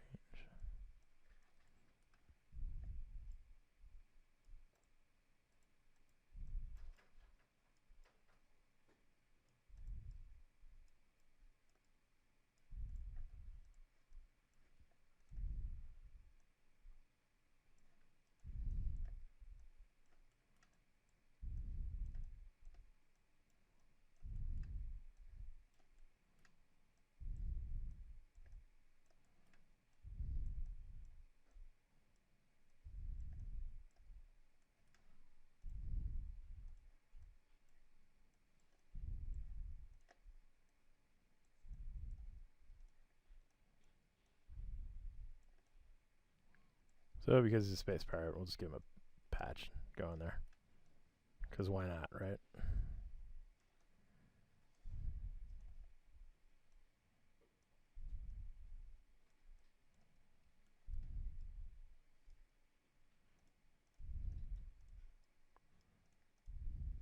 Oh, what happened? It's like I got locked or something. I don't know. Well, not a big deal. So, there is our space pirate. Go through the outliner and start naming it. We got our body. We got our shoulder pad. We got the spikes on the shoulder pad.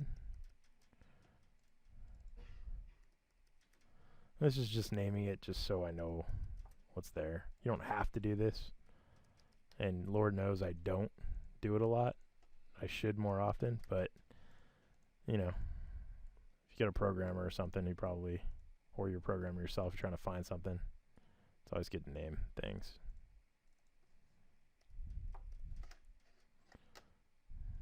There we go. Put the patch in the body. Oh. So there's our dude, all ready to go. We have him saved out. probably going to save this. I'm probably going to change his name to just Space Pirate to make it easier for myself. So the next step is, now that we have like our character completed and he's all modeled out and looking cool, the next thing you want to do is, you know, this guy's got to look like something, right? He's got to have a skin on him. He's got to have graphics on him. He's got to look like a space pirate, right? Like a zombie space pirate. So the next step in after creating your character is unwrapping. And unwrapping is kind of a tedious process, but I'm going to really just kind of blow through it just quickly so you can see how I do it. But essentially what it is taking a character, taking all the faces and unwrapping them into shells on a texture map, and then you can take that map into Photoshop or Mudbox or ZBrush or whatever and just go nuts on it and airbrush it and color it and make him look like the character you want him to look like. After you unwrap them and you have all those shells on a texture map, you can actually export the model into Mudbox or even Photoshop now. You can other things and paint directly on the model too to make it a little bit easier. What I like to do is do that and go back and forth between the model and the actual texture map it's creating as you're painting on the model and then fine-tuning it. So I'll basically show you how to do that, and then from there we'll throw a rig on this guy, and then we'll throw it into like a project and just have him do something. Sound good? We can probably just maybe skip the animations for now, just use the mechanism animations, but he'll be mechanism ready when I rig him. So anyways, so here's our dude. He's saved out. And we are now going to, well, first things first.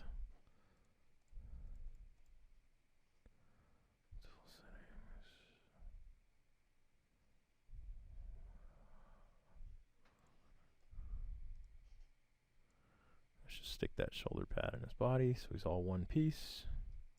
There we go. You know, Maya has layers too, just like Photoshop, that you can turn on and off. So I always like to go into the layers. Where's it at? If I can find the layers. Sometimes I forget where stuff is. Animation.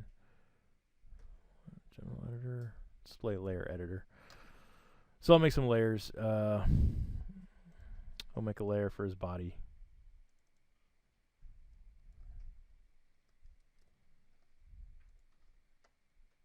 Oh, oops.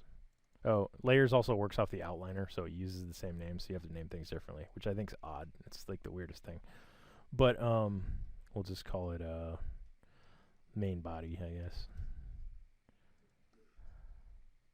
And then we'll make another one, and we'll call it gear. Whoops. So we go window, outliner. Actually, I'm going to drag that. Oh, in order to drag things out of models too in the outliner, you have to use, you can't just click it and drag it because that just selects. You have to use the middle mouse tool in order to drag things out. It's just a weird Maya thing. So just a heads up, if you're trying to do that and you're following along on this video and you're like, what the heck, I can't seem to drag that out. You got to use the middle mouse button to do that. Sorry, I should have said that earlier. But we'll drag the patch out, and we'll drag the shoulder pad out. So it's got 3 separate pieces. So if I select the shoulder pad and the patch, and we go down to this layer, we just right click it and say add selected objects. Now I can turn those off, which is good if I'm trying to do unwrapping so I can see what I'm doing. The main body will do the same thing. Add the selected objects. So either or, I can turn the body off or whatever, right? So first things first, save once again.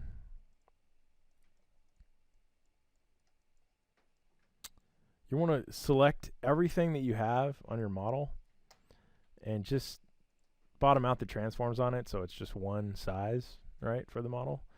So in here, you just go to freeze transformations, and that will zero out any scaling, any weird stuff we have going on. Everything's just back to 0. When you freeze transformations, everything goes back to 0. I don't know why it's called freeze transformations. It should be reset transformations or something, but it's freeze transformations. Everything goes back to 0. So you just want to do that because you don't want to start getting into weird stuff after the fact. Just get it over with. He's ready to go. Transformations are frozen. So, all right, let's unwrap this dude. So, I'm just going to do this really quickly, so just try to follow along. Definitely want to turn your smooth select off. So just go into your tool settings and just turn that off. So I'm just going to do some shells here. I'll do his chest.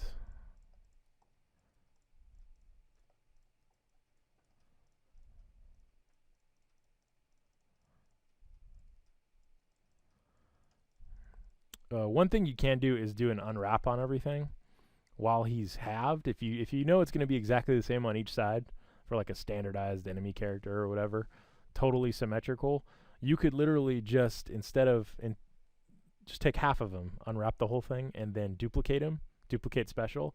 All the shells will stay in the same spot, but it will reverse, so you'll only be working on one half of the model, and it will still be the same on each side. But for this guy, I'm thinking he might be a little more custom, so we're just going to go full body shells. So what I'm doing right now is I'm just selecting a chest shell that I'm going to make for the UVs. So kind of for everybody's knowledge, so for what you need to do, you need to select all your polygons. That's going to essentially take those out, flatten them out onto an image, which is your UV map. Yep. So you're going to take your UV map and then paint Yep. your map. Absolutely. If you can imagine, like, if you had wrapping paper around him, right? What I'm basically doing is I'm going to take these off and flatten them out. So if it was like wrapped around him, I'm taking it off. I'm going to flatten it out so we can paint on him. So that looks pretty good. You want to be cognizant of the seams. So right now I'm trying to do one full chest shell that I can get a lot of paint data on without the paint stretching. If you start like going around things, you definitely don't want to go around things because those you're going to have to cut up and stuff. You just want to keep them like as sections. So right now we're going to do the front shot. So we go up here, we go create UV, planar mapping, and then, oh man, I don't have the, hold on a second. Okay, we're back. So now I'm going to show you guys how to UV unwrap. So basically, we're going to open our little dude up that we made, Space Pirate. Open him. There he is. This was the window I was looking for. It's called your UV texture editor. We'll get to that in a second. First, we're going to do some UV shells. So on here, basically what I want to do, get this out of the way.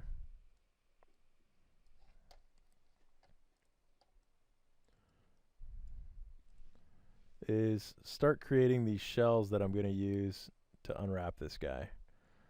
So an easy way to do it is, let's just select the chest and the back. Make sure you don't get any strays. Just kind of get all these faces all the way around. Get down here. That's pretty good. All the way to the waist. Up here, we'll get that. Then just double check, go around. We got the neck. We got. And I'm going to go ahead and get the upper neck too. Let's get as much as I can.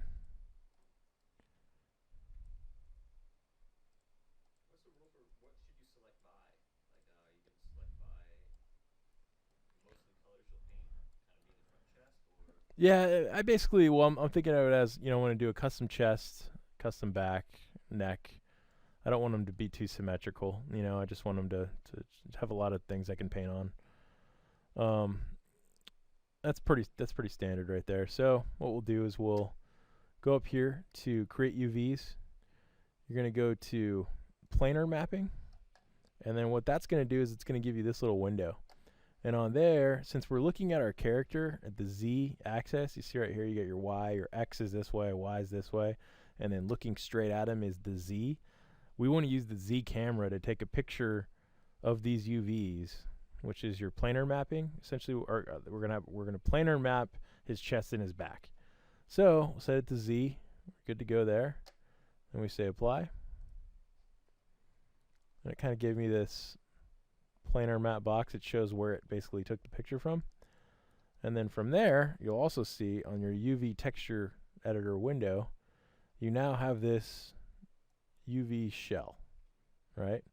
But the problem is, this is all one big piece and it's surrounding things, so we're going to have to cut this up so we can separate it into two different pieces.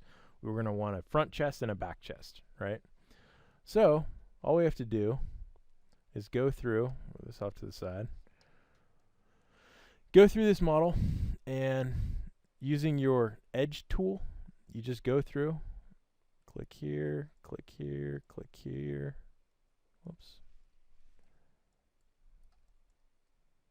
click here, click here. And basically what I'm going to do is I'm going to cut this thing down the seams. I'm going to go here, here, here. And all I'm doing is cutting the UVs. It looks like I'm actually going to cut the model, but I'm not. I'm just going to be cutting the UVs, and I'll show you why. I'm just selecting these edges right now, essentially. Letting it know that these are the edges I want to cut. So I want that edge, I want that edge, I want this edge. I'm going to come over here. I want this edge, and this edge. And the reason we use these is, one, because we want to separate two nice shells. We want a back and we want a front. But also, you want to do the sides, because when you're looking at a character in a game, you're not really looking at his side. You're always looking at his front or his back for the most part. So it's always a good idea to cut from the sides. You can do symmetrical cuts down the middle, but there's a little more work that goes into it in your texture map to make sure that you never see the seams. So it's a good idea if you want to separate your UV shells to cut down the edges, so it's a lot harder to see your mistakes essentially in your texture map. So now that we did that, if you look in your texture editor, you'll see that it selected all those edges around that UV shell that we made, and all this here is just the other UV data that hasn't been unwrapped yet. It's just like stuck in there. So as you can see, all those little orange line, kind of faint line all around everything. Then we just go to edit polygons, cut UV edges, and you want to make sure you do that in the UV texture editor window. And so that's going to give us a couple of things. One, now we've got two pieces because we cut them into separate. But one of the things I like to do, so I can see what I'm doing, in here on your model, if we go to material, we want to assign a new material to them. And that material, we're going to want that to be Lambert. And then we're also going to want to put a checker pattern on there.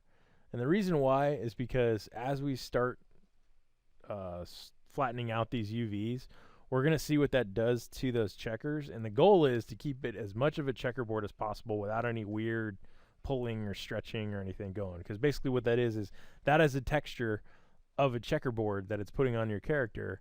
And you want to make sure that it's as even as possible all around the character, so when you go to paint it, it's not going to have any weird things going on. It's more of a 1-to-1 ratio when you're painting. And then Maya has a kind of a cool checkerboard right here. You can kind of change. I don't like it so extreme like that, so I like to bring the whites down a little bit. Sometimes I even like to make them blue, just because I think it's a little easier on the eyes when I'm doing it. Especially if you have like the whole thing's a checkerboard, it kind of just like jars you a little bit if it's just white and black. So I do like a blue and a black on there. I think looks good. So anyways, now we got that going. We open up our window, our UV texture editor window. This window. Why is the texture being applied to the hands there and the head as well?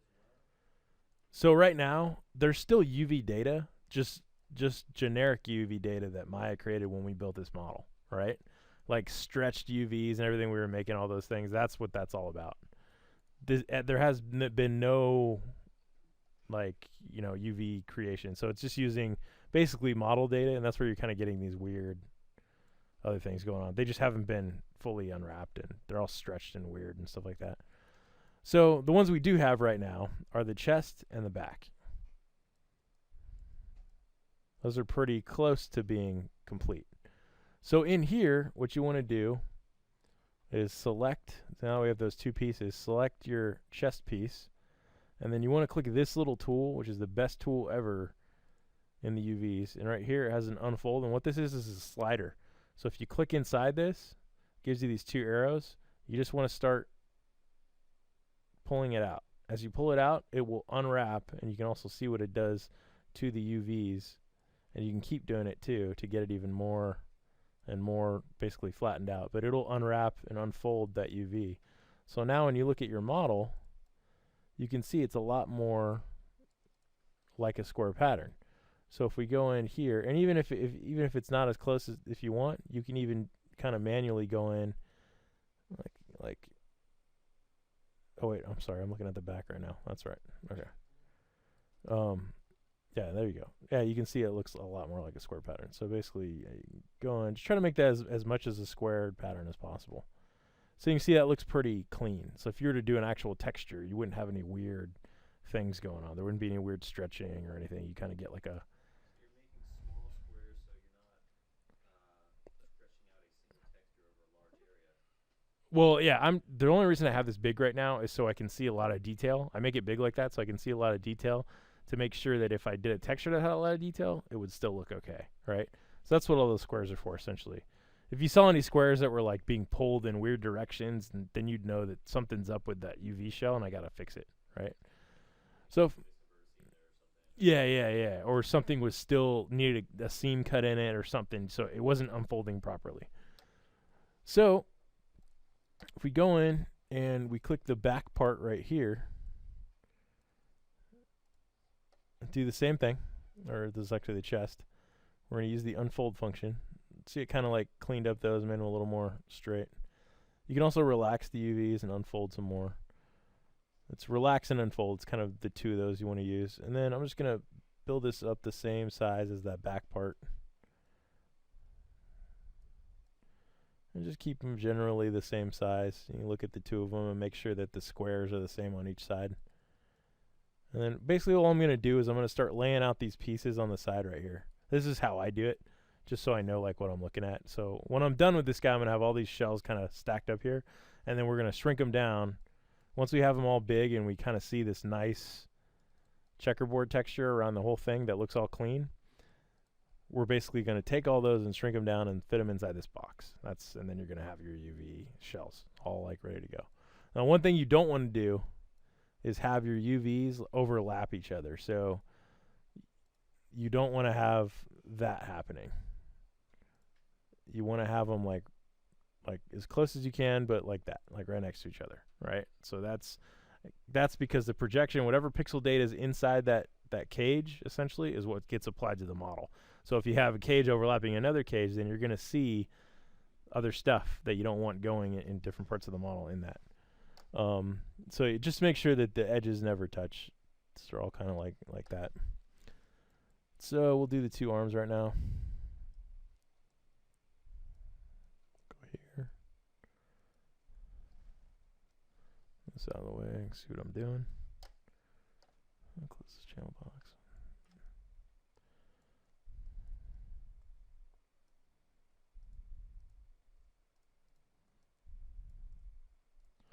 And doing this UV unwrapping, like, when I first started, I had no idea what I was doing. I was like, what the heck is this? This is like the craziest thing ever. It didn't make sense to me.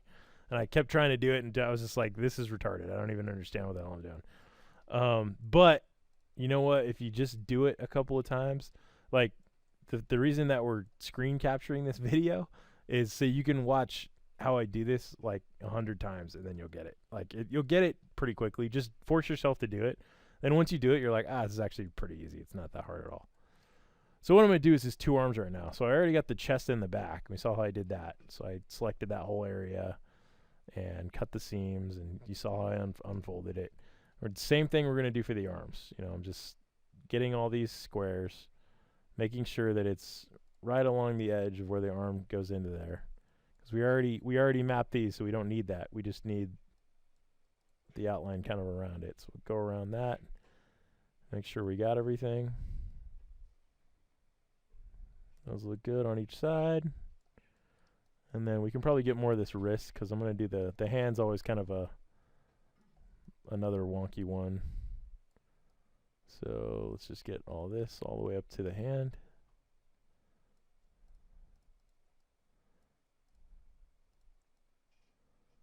Let's get that. Okay. And we're going to go over here. Do the same thing on this side.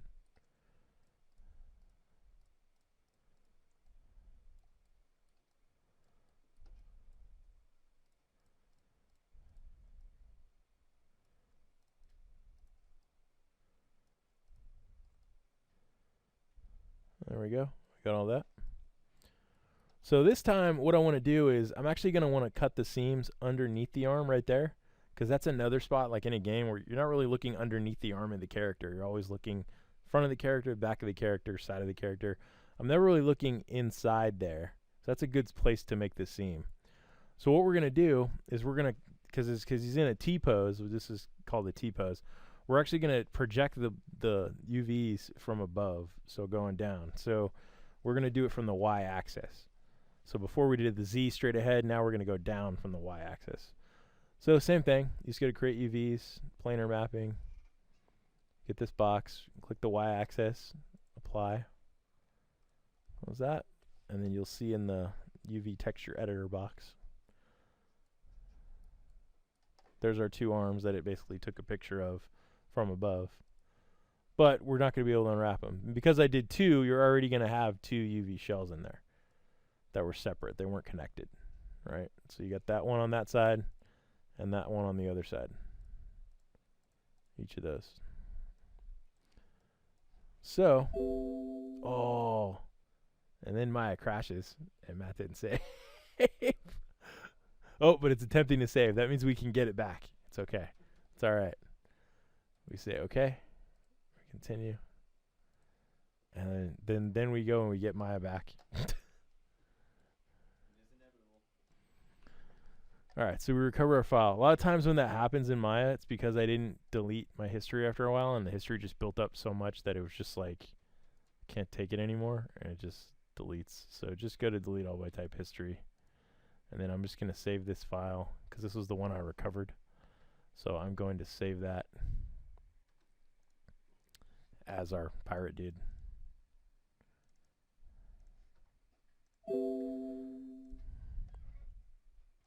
Just to be safe.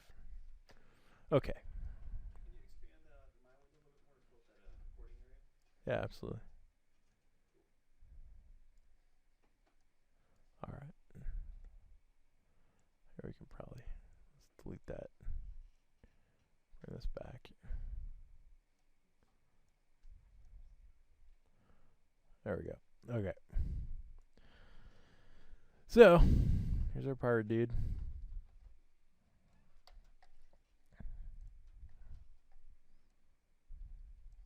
There's those arms that we got out.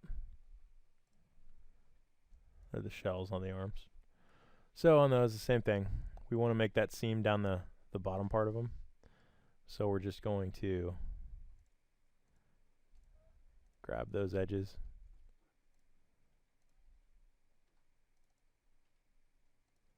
You can double click an edge, like if it's on the same path as the previous edges you selected, and Maya will know. I think I accidentally clicked it. Yeah. Maya will know to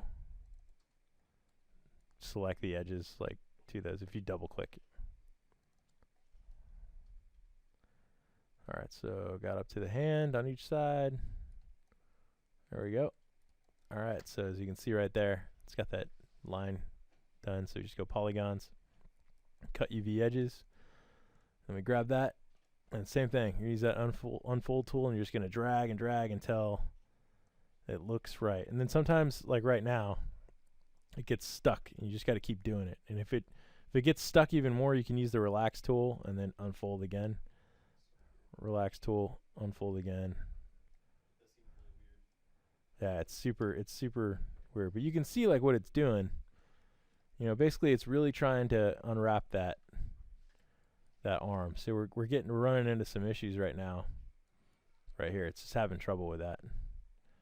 So you just use the relax, And then sometimes you can actually manually go in, grab some of this. So I like to, if I get weird stuff like that happening, I'll just come in here and just kind of like try to manually force these out, because it's basically trying to unwrap for you, right? It's a mechanical process. It's trying to figure out the best way to do it.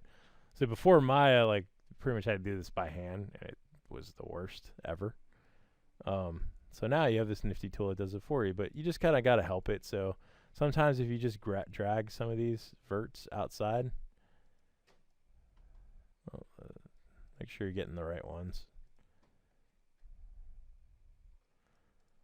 It'll kind of like help it in terms of knowing that, oh, okay, I got to unwrap it the right way. Sometimes it doesn't work at all. Let's see.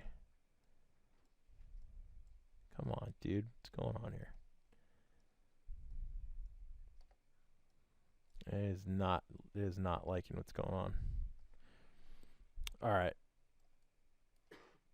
This is what I'm going to do. Well, no, because those are overlapping the actual arm itself. So what I'm going to do in a situation like this is I'm just going to cut this wrist off, because it's obviously having some issues with this wrist. So the best thing to do is let's just cut this wrist out. Yeah, just that loop out. And so that'll cut that kind of that cuff of that arm off. So if we go here, and then we can always stitch it back on if we need to in the UV. So you can stitch the UV back to the other one. So the way, if you cut that edge loop and then you go in and add another edge loop, will that show up automatically in your UV? Yeah, it'll automatically.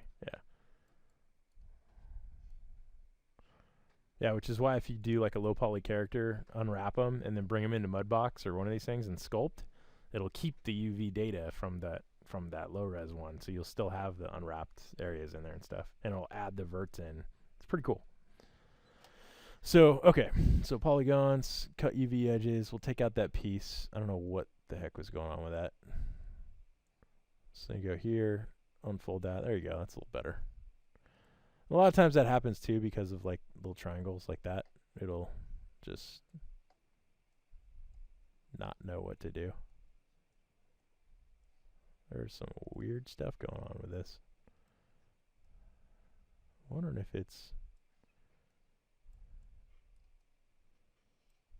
Is it? Sometimes it just might not be... Oh, it looks like it is. Let's see.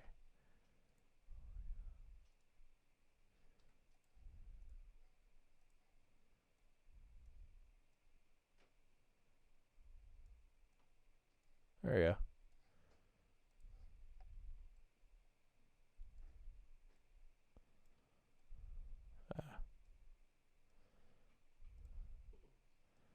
UVs are just, they're funny. There you go.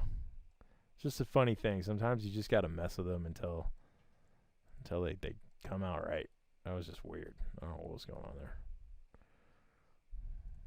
You'll get instances like that. Weird stuff happens. Just go with it. Keep working at it.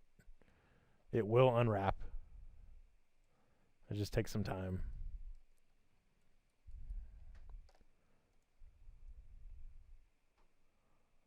Alright, so let's take that and this piece. And basically what I'm doing is I'm just sizing everything so it's sized accordingly. So all the squares kind of are the same size. Actually, in this situation, I might just join this back with the arm. You can stitch that back together. So that,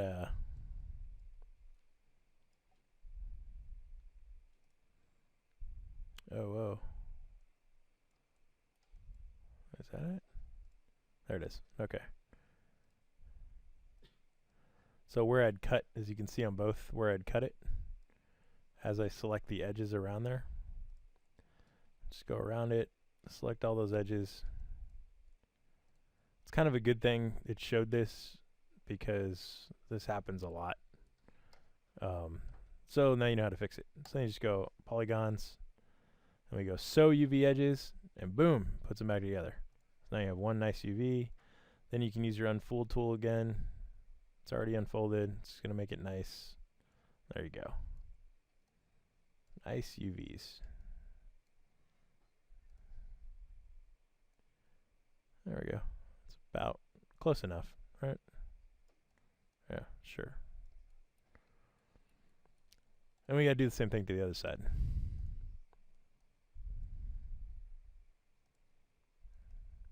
Now this one looks like it unfolded perfectly. And that'll happen too. One side won't, the other side will. And it's the exact same, and you're just like, what the hell?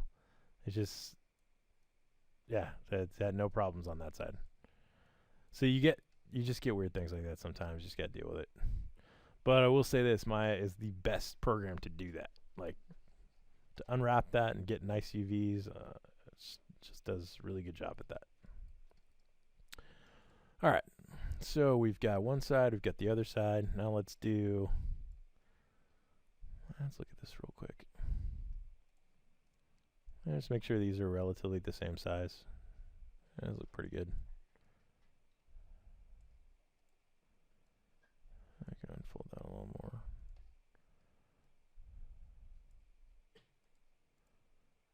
Okay.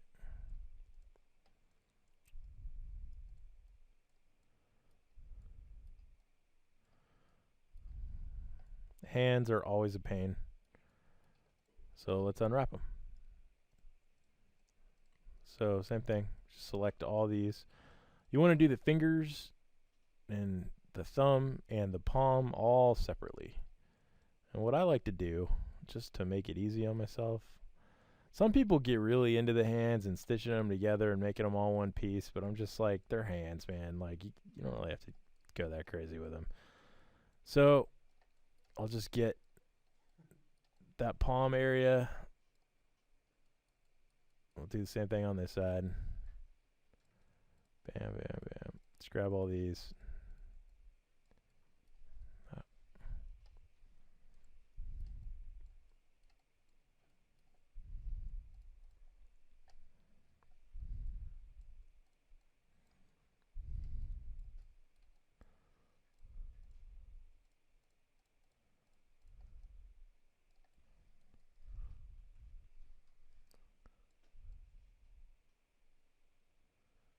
Did I get everything?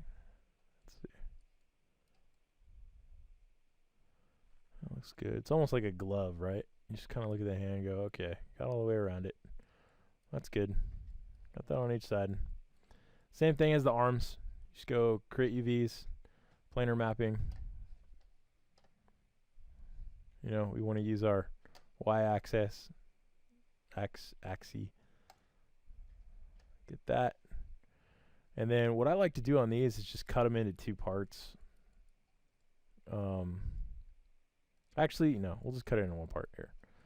Just cut that side. That's all we need. So we cut that little piece right there, the inside of the palm, and then same thing over here. Cut UV edges. Here they are, kind of sitting in here. Kind of hard to see. That's what they got. Then we'll just unfold that. There's one. Same with the other. Two. Those are beautiful. So now I get these two UVs. Those are pretty good sizes already. So we'll just stick those over here. And basically you just methodically kind of go through and do this.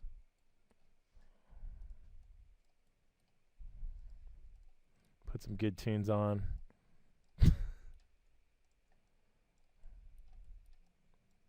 Question why I got into video games. Question everything. Let's go through. We'll do the thumbs, right? Get that side. Same thing over here.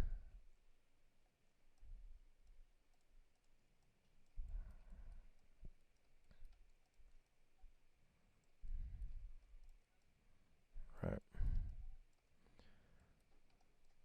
Same thing again. create UVs, planar mapping, Y, apply. And then we're going to go through and do the exact same thing again. You do a lot of the same things when you're making 3D models over and over and over again. So what I like to do on these is I cut this inner seam out right here, and then I cut these two up on the finger just so when this expands, it expands nicely so there's no like weird warping. You'll see it when it unwraps. It just, I don't know, makes sense to me. It lets me paint like a fingernail and go onto the finger as well, you know, just a little easier. It's just what I do.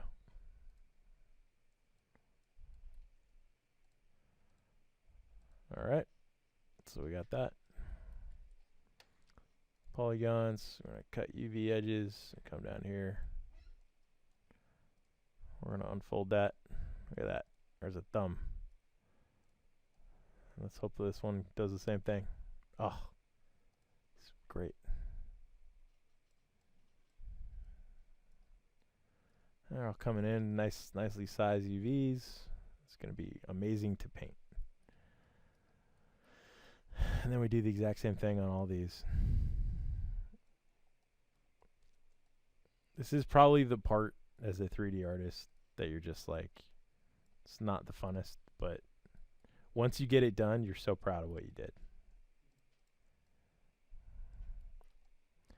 So I'm going to do that finger,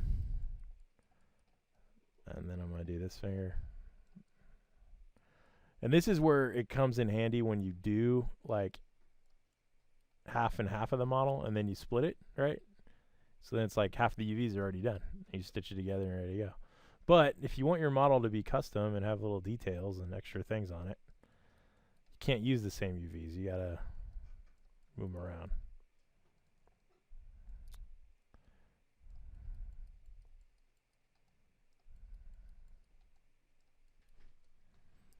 I mean, I guess you actually could do both sides and then move all the UVs into different spots. I didn't think about that. But whatever, we'll just do it this way for now. Old school way.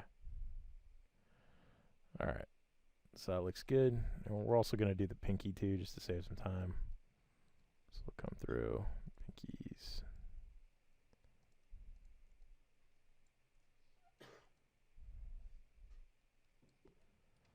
And actually, you know what? I just thought of something. I'm going to get crazy here. And I'm just going to do all of them. I'm going to do all of them at once. Because in the interest of time, this is what we're going to do. We're going to do all the fingers.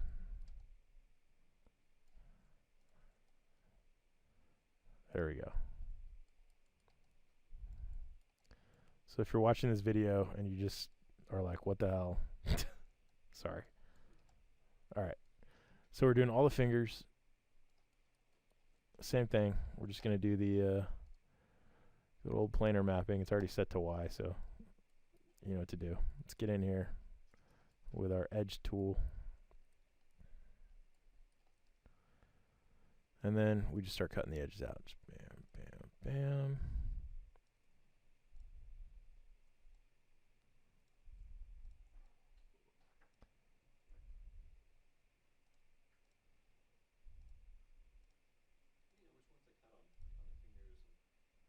I always cut what you don't see. So I cut I basically just cut the edges that I feel you're never really going to be looking at that much. Yeah, but also like when you start using like Mudbox and other programs, you can blend those seams to where you'll never ever see it anyways.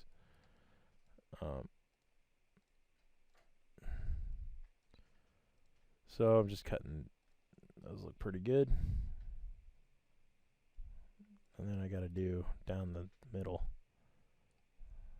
Look at these guys. That guy. That guy. And that guy. Alright. We'll polygons, cut UV edges. So, here's all my fingers.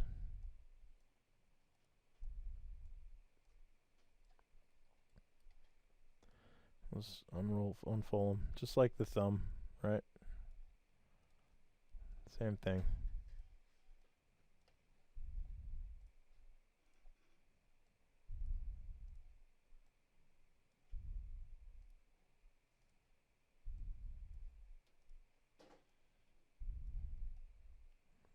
Those UVs look good. I'm going to do the same thing on this side. Go through here. Go edge, edge, edge.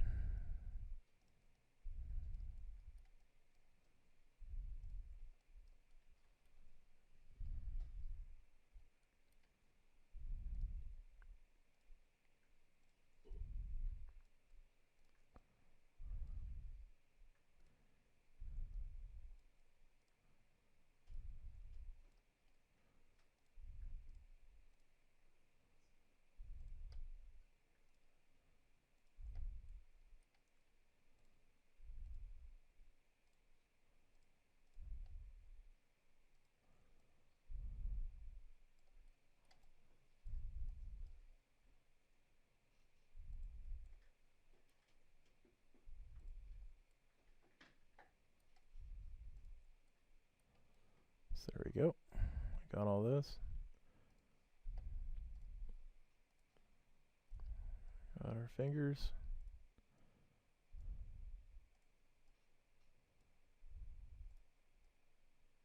As you kind of start cutting everything away, what was originally that box down there is going to less and less. Yeah, so as you can see, that's starting to eliminate a lot of those verts that were just, or all those UVs that were just kind of crammed in there that made no sense.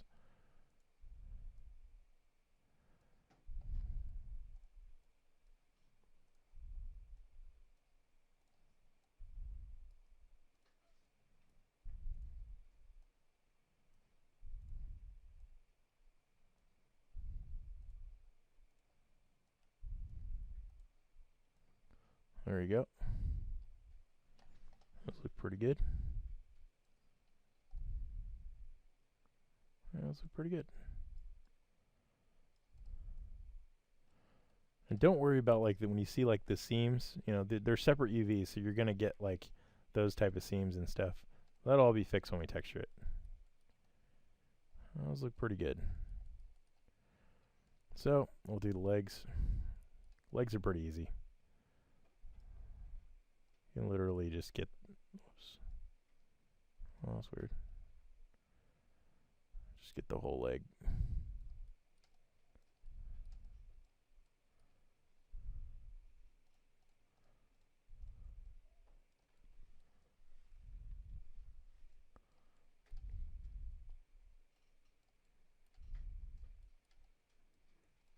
We'll leave the waist as another texture.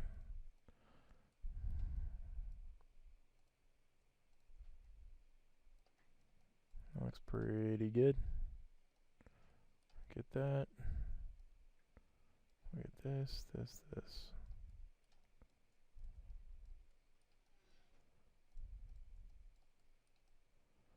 Oh, we get that.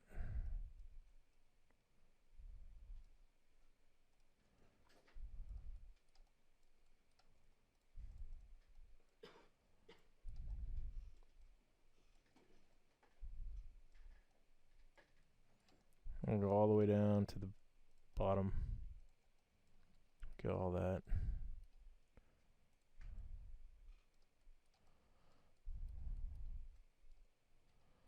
Even if you miss like a UV or a face when you're doing this, you can always go back and get that one face and then stitch it back into your UV just in case. But okay, looks like we got that whole thing. So we got both legs. Let's just make sure that's good. So on these, what I'm going to do is I'm going to do a Z plane. So create UVs, planar. We're going to go to the Z axis, apply. and then I'm just gonna cut seams right up the inseam of the leg. So let's go right here.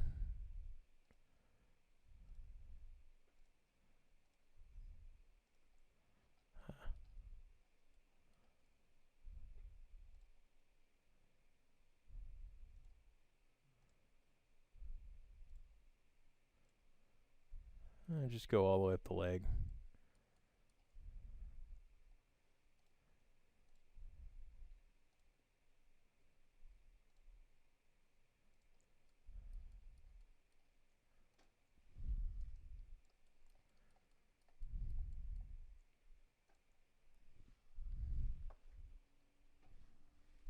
I think I might have accidentally clicked some other ones over here, so I'm just gonna, yeah.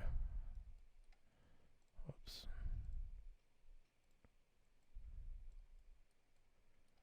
That all looks pretty good.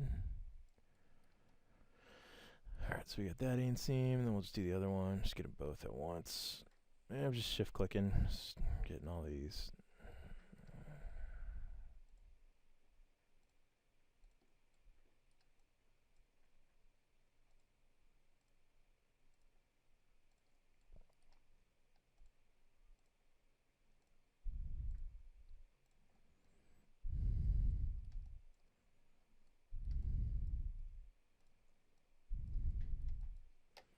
There we go. Polygons. Cut UV edges. Pull those legs out.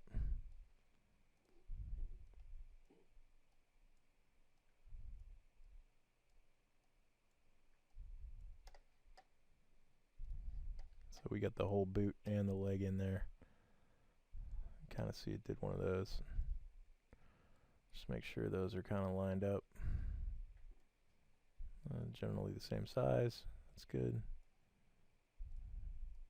That's another thing with UVs you can do too, is when you're judging the size relationship, you know, you can actually shrink some things on a character that you judge are not that as important as detail of like a face or something like that. So maybe make the more detail, the larger shell the face, or the larger shell the chest and the back, and then maybe the legs are small, half the size or something. You know, that's more of like a artistic preference, depending on the character and the detail of the character and what's more important. You see that in a lot of older games, but it's just another thing artists do. Because you want to, the main thing is you want to make sure all the shells fit. So, you know, sometimes you need to judge in priority of what needs to have bigger space on the model. All right, so then we'll go down here, just get these guys. Bottom of the foot. These you don't even need to unwrap. I mean, unfold, because they're ready. You can probably just scale these. These are good. There you go. Scale them. Like the bottoms of the feet could probably be smaller than the rest of everything else. Okay, so now we just got to get the head, and this guy's unwrapped.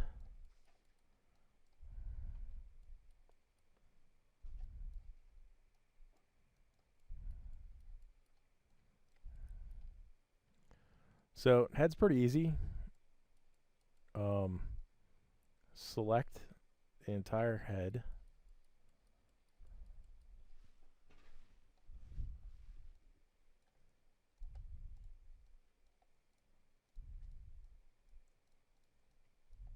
And not the part we already got.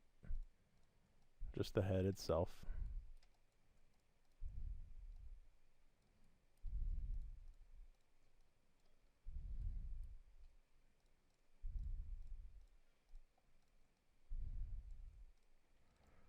Get that going. Top of the upper lip. And then, okay, that looks good. So what I'm going to do on this particular head is I'm going to do a Z axis unwrap. So Z, head on, the head. And then I'm going to cut up the back of the head.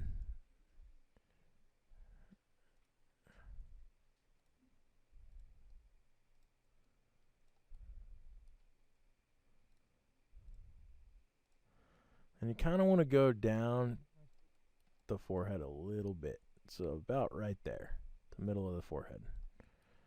And then underneath the chin, depending on how it unwraps, I might have to go up a little farther on the chin, but we'll see how that goes. And then I personally like to come back here and go on the ears. I'm sorry, this way.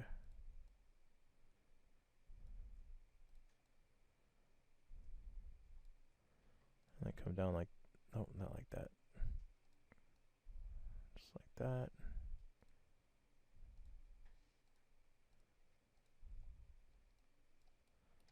Just like that. I think I accidentally. There we go.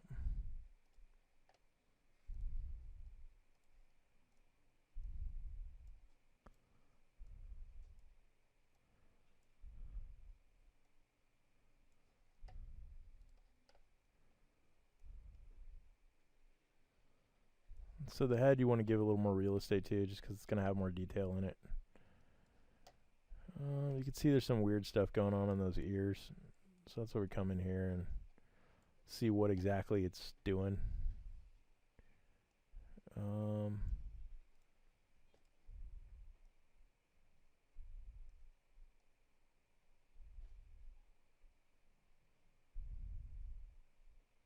you can go back and forth and kind of see where the issues lie, and it looks like it's really just that bottom part of the ear. So what we could do is we'll just cut that off right there on each side.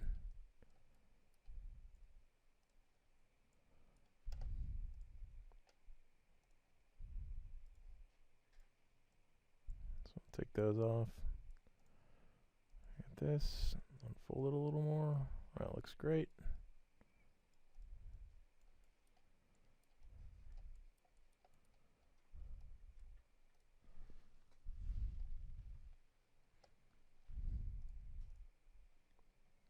Give this guy a bigger. Oops.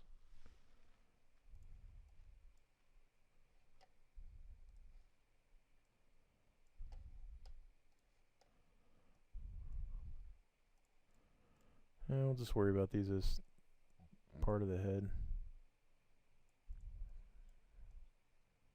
Not that much to worry about. So then, once you get all that, oh, we need to do is waist. So we'll come through here. I'm just going to do two pieces. I'm going to do the front and the back. Come up here.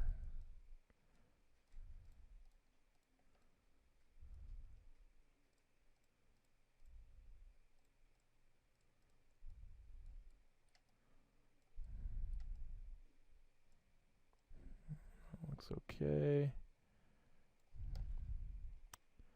So we'll get a Z of that.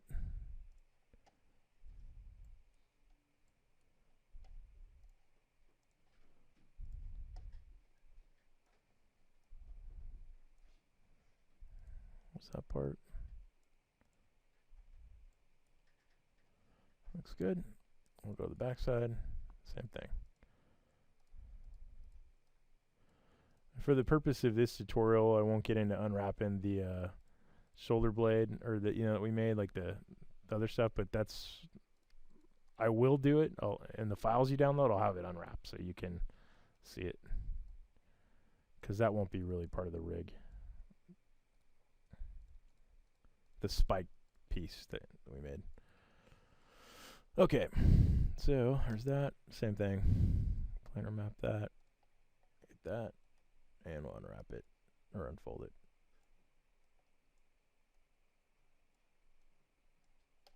course, this one's got to be. There we go. When it's behind, it tries to like flip it around, so it takes a little more work. Okay. So we've got that. We've got all those pieces. Now, since we have all this stuff, let's make sure these are about the same size real quick. I think it's just that guy. Let's just make him a little bit bigger. Okay.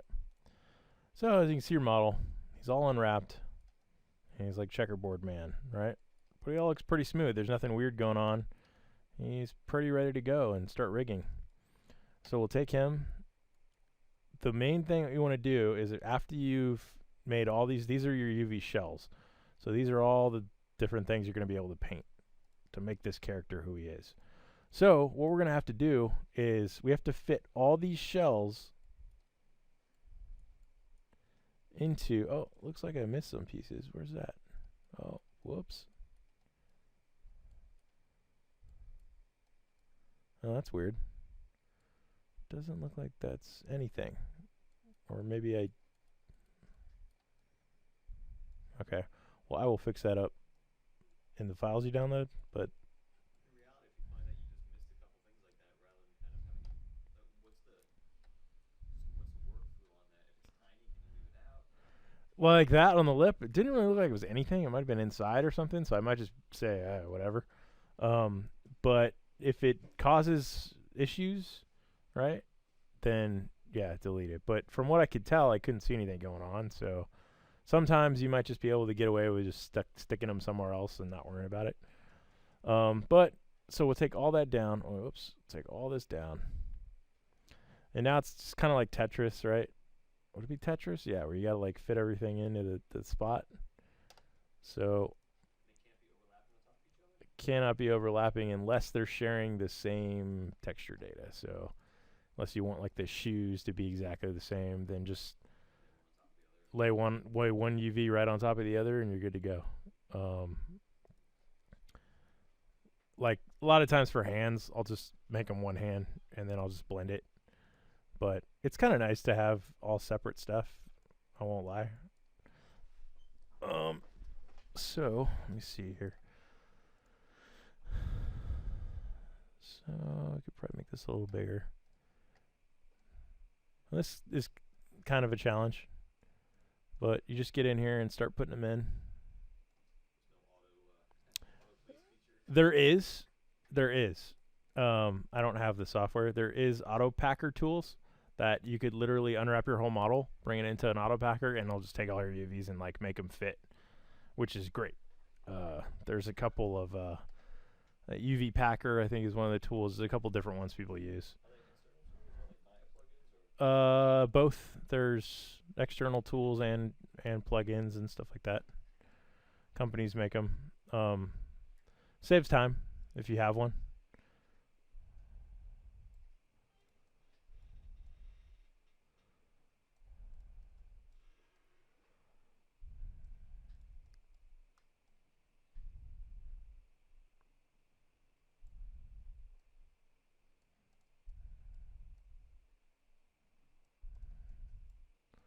But again, you just kind of go in here and just lay these in where they look good. Make sure they don't overlap. That's what you got to do. I could have utilized my space a lot better, I think, in here. But that's okay. It's just a demo, dude, so it's all going to be okay. Take this guy.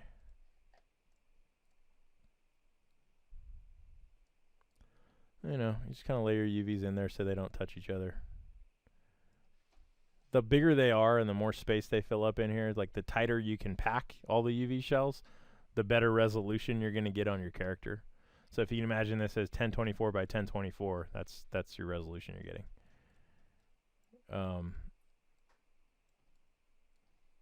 You know, and you get like challenging things like, oh crap, all right, well I need to like flip this guy and stick him somewhere.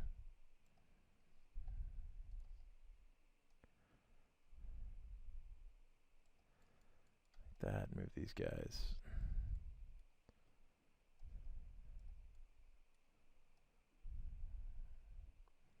They're part of the head, so we'll put them there.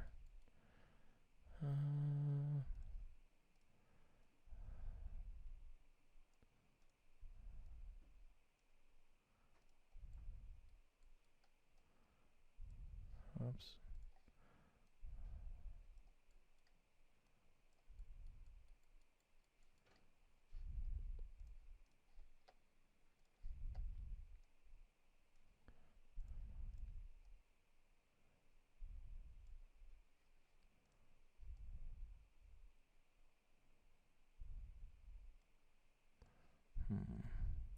This is where it gets challenging. You just got to kind of figure out like how I'm going to fit all these in here. This is where a UV packing tool comes in very, very handy because it just figures all that out for you. And gets them as big and as close as possible to each other.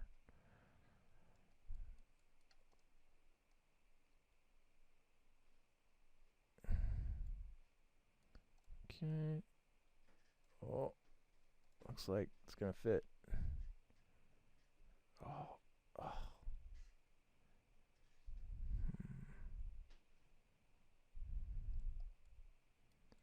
Okay. Let's see what we can do here. Sometimes it's good to leave space on your UV maps too, because if you do, then you can like shove in things like your shoulder pads and your eye patches and other things like that. So if something just absolutely will not fit, then You gotta just make another texture map and stick it on there. So the character doesn't have to use just one; it can use many texture maps. But so I'm gonna stick that in there. That was those weird pieces. Not really sure. Yep. But then it's like, hopefully your textures are pretty good and you can just move those to where you need to and stuff like that. So there we go. He's all unwrapped, ready to go. I'm going to upload him to my YouTube account. So I will I'll shoot an email over to Adam. Yeah, it'd be cool.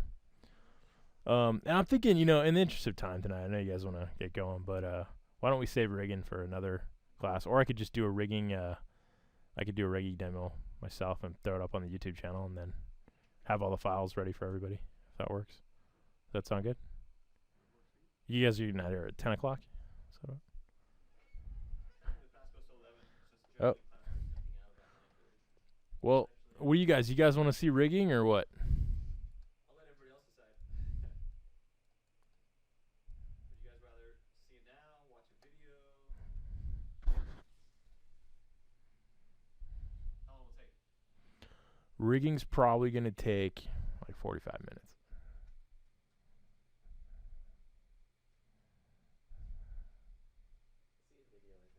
Yeah, I think it's a great idea. Hold on before we go. So I'll show you real quick. So we have our guy. He's unwrapped, right? Here he is. Here's all the UVs that we made. They're sitting in the 1-to-1 UV space, which is what you need to.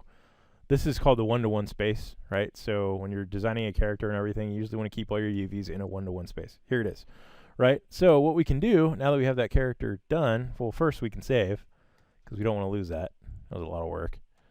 And then secondly, we can polygons right here. Go to the polygons menu in the UV texture editor menu. Go to polygons. Go to UV snapshot, which is this little window that's going to pop up. And then browse to your desktop or wherever you want to keep your files. In fact, we'll just do it in our class project folder. And right here, we'll call him, what was it, Space Pirate? Space Pirate.png, right? Space Pirate.png. Oh, Space Pirate, we'll do Space Pirate UVs.png. We'll save those. We'll do it 2048 by 2048. It's great size. PNG. We're going to make the color value white. So the UVs are going to be white on a transparent background that we get in. We say OK. Just save those out. We saved our character. We can close Maya. We can open up a program like Photoshop.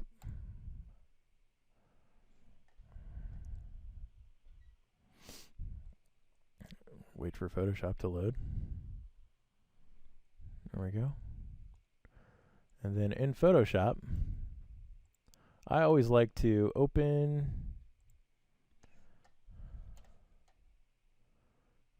Where's it at? Desktop, desktop, desktop. Oh, this is desktop. Class project. There's power UVs. Here's our UVs we made. Those are what just came out of Maya. And then I usually like to make another layer,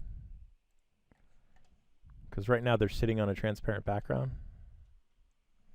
So if you make another layer, stick these back here. You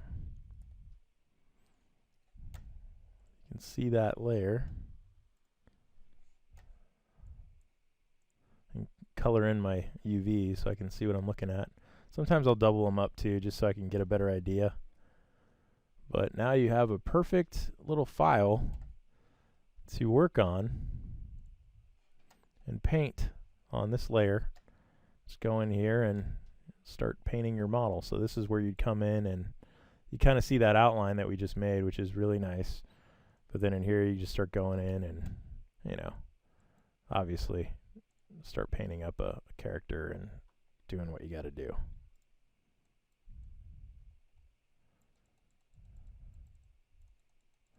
Painting her eyes and all that kind of stuff. That'd be his face. Obviously spending a lot of time doing that. But what I'll do is I'll probably do a speed painting video showing me painting this guy in two programs. I like to use Photoshop and I like to use Mudbox. Mudbox I love for getting my base texture down. I can actually export the model out of Maya, bring it into Mudbox, paint it up, bring that texture back into Photoshop and tweak it and make it look even better. So I'll do a speed paint video on that, and then I'll do a video on rigging after that and show you how I can actually rig this character and bring him into Unity. And so, yeah, that's it. That was a crash course in Maya and creating a character and unwrapping him. It's a lot to take in.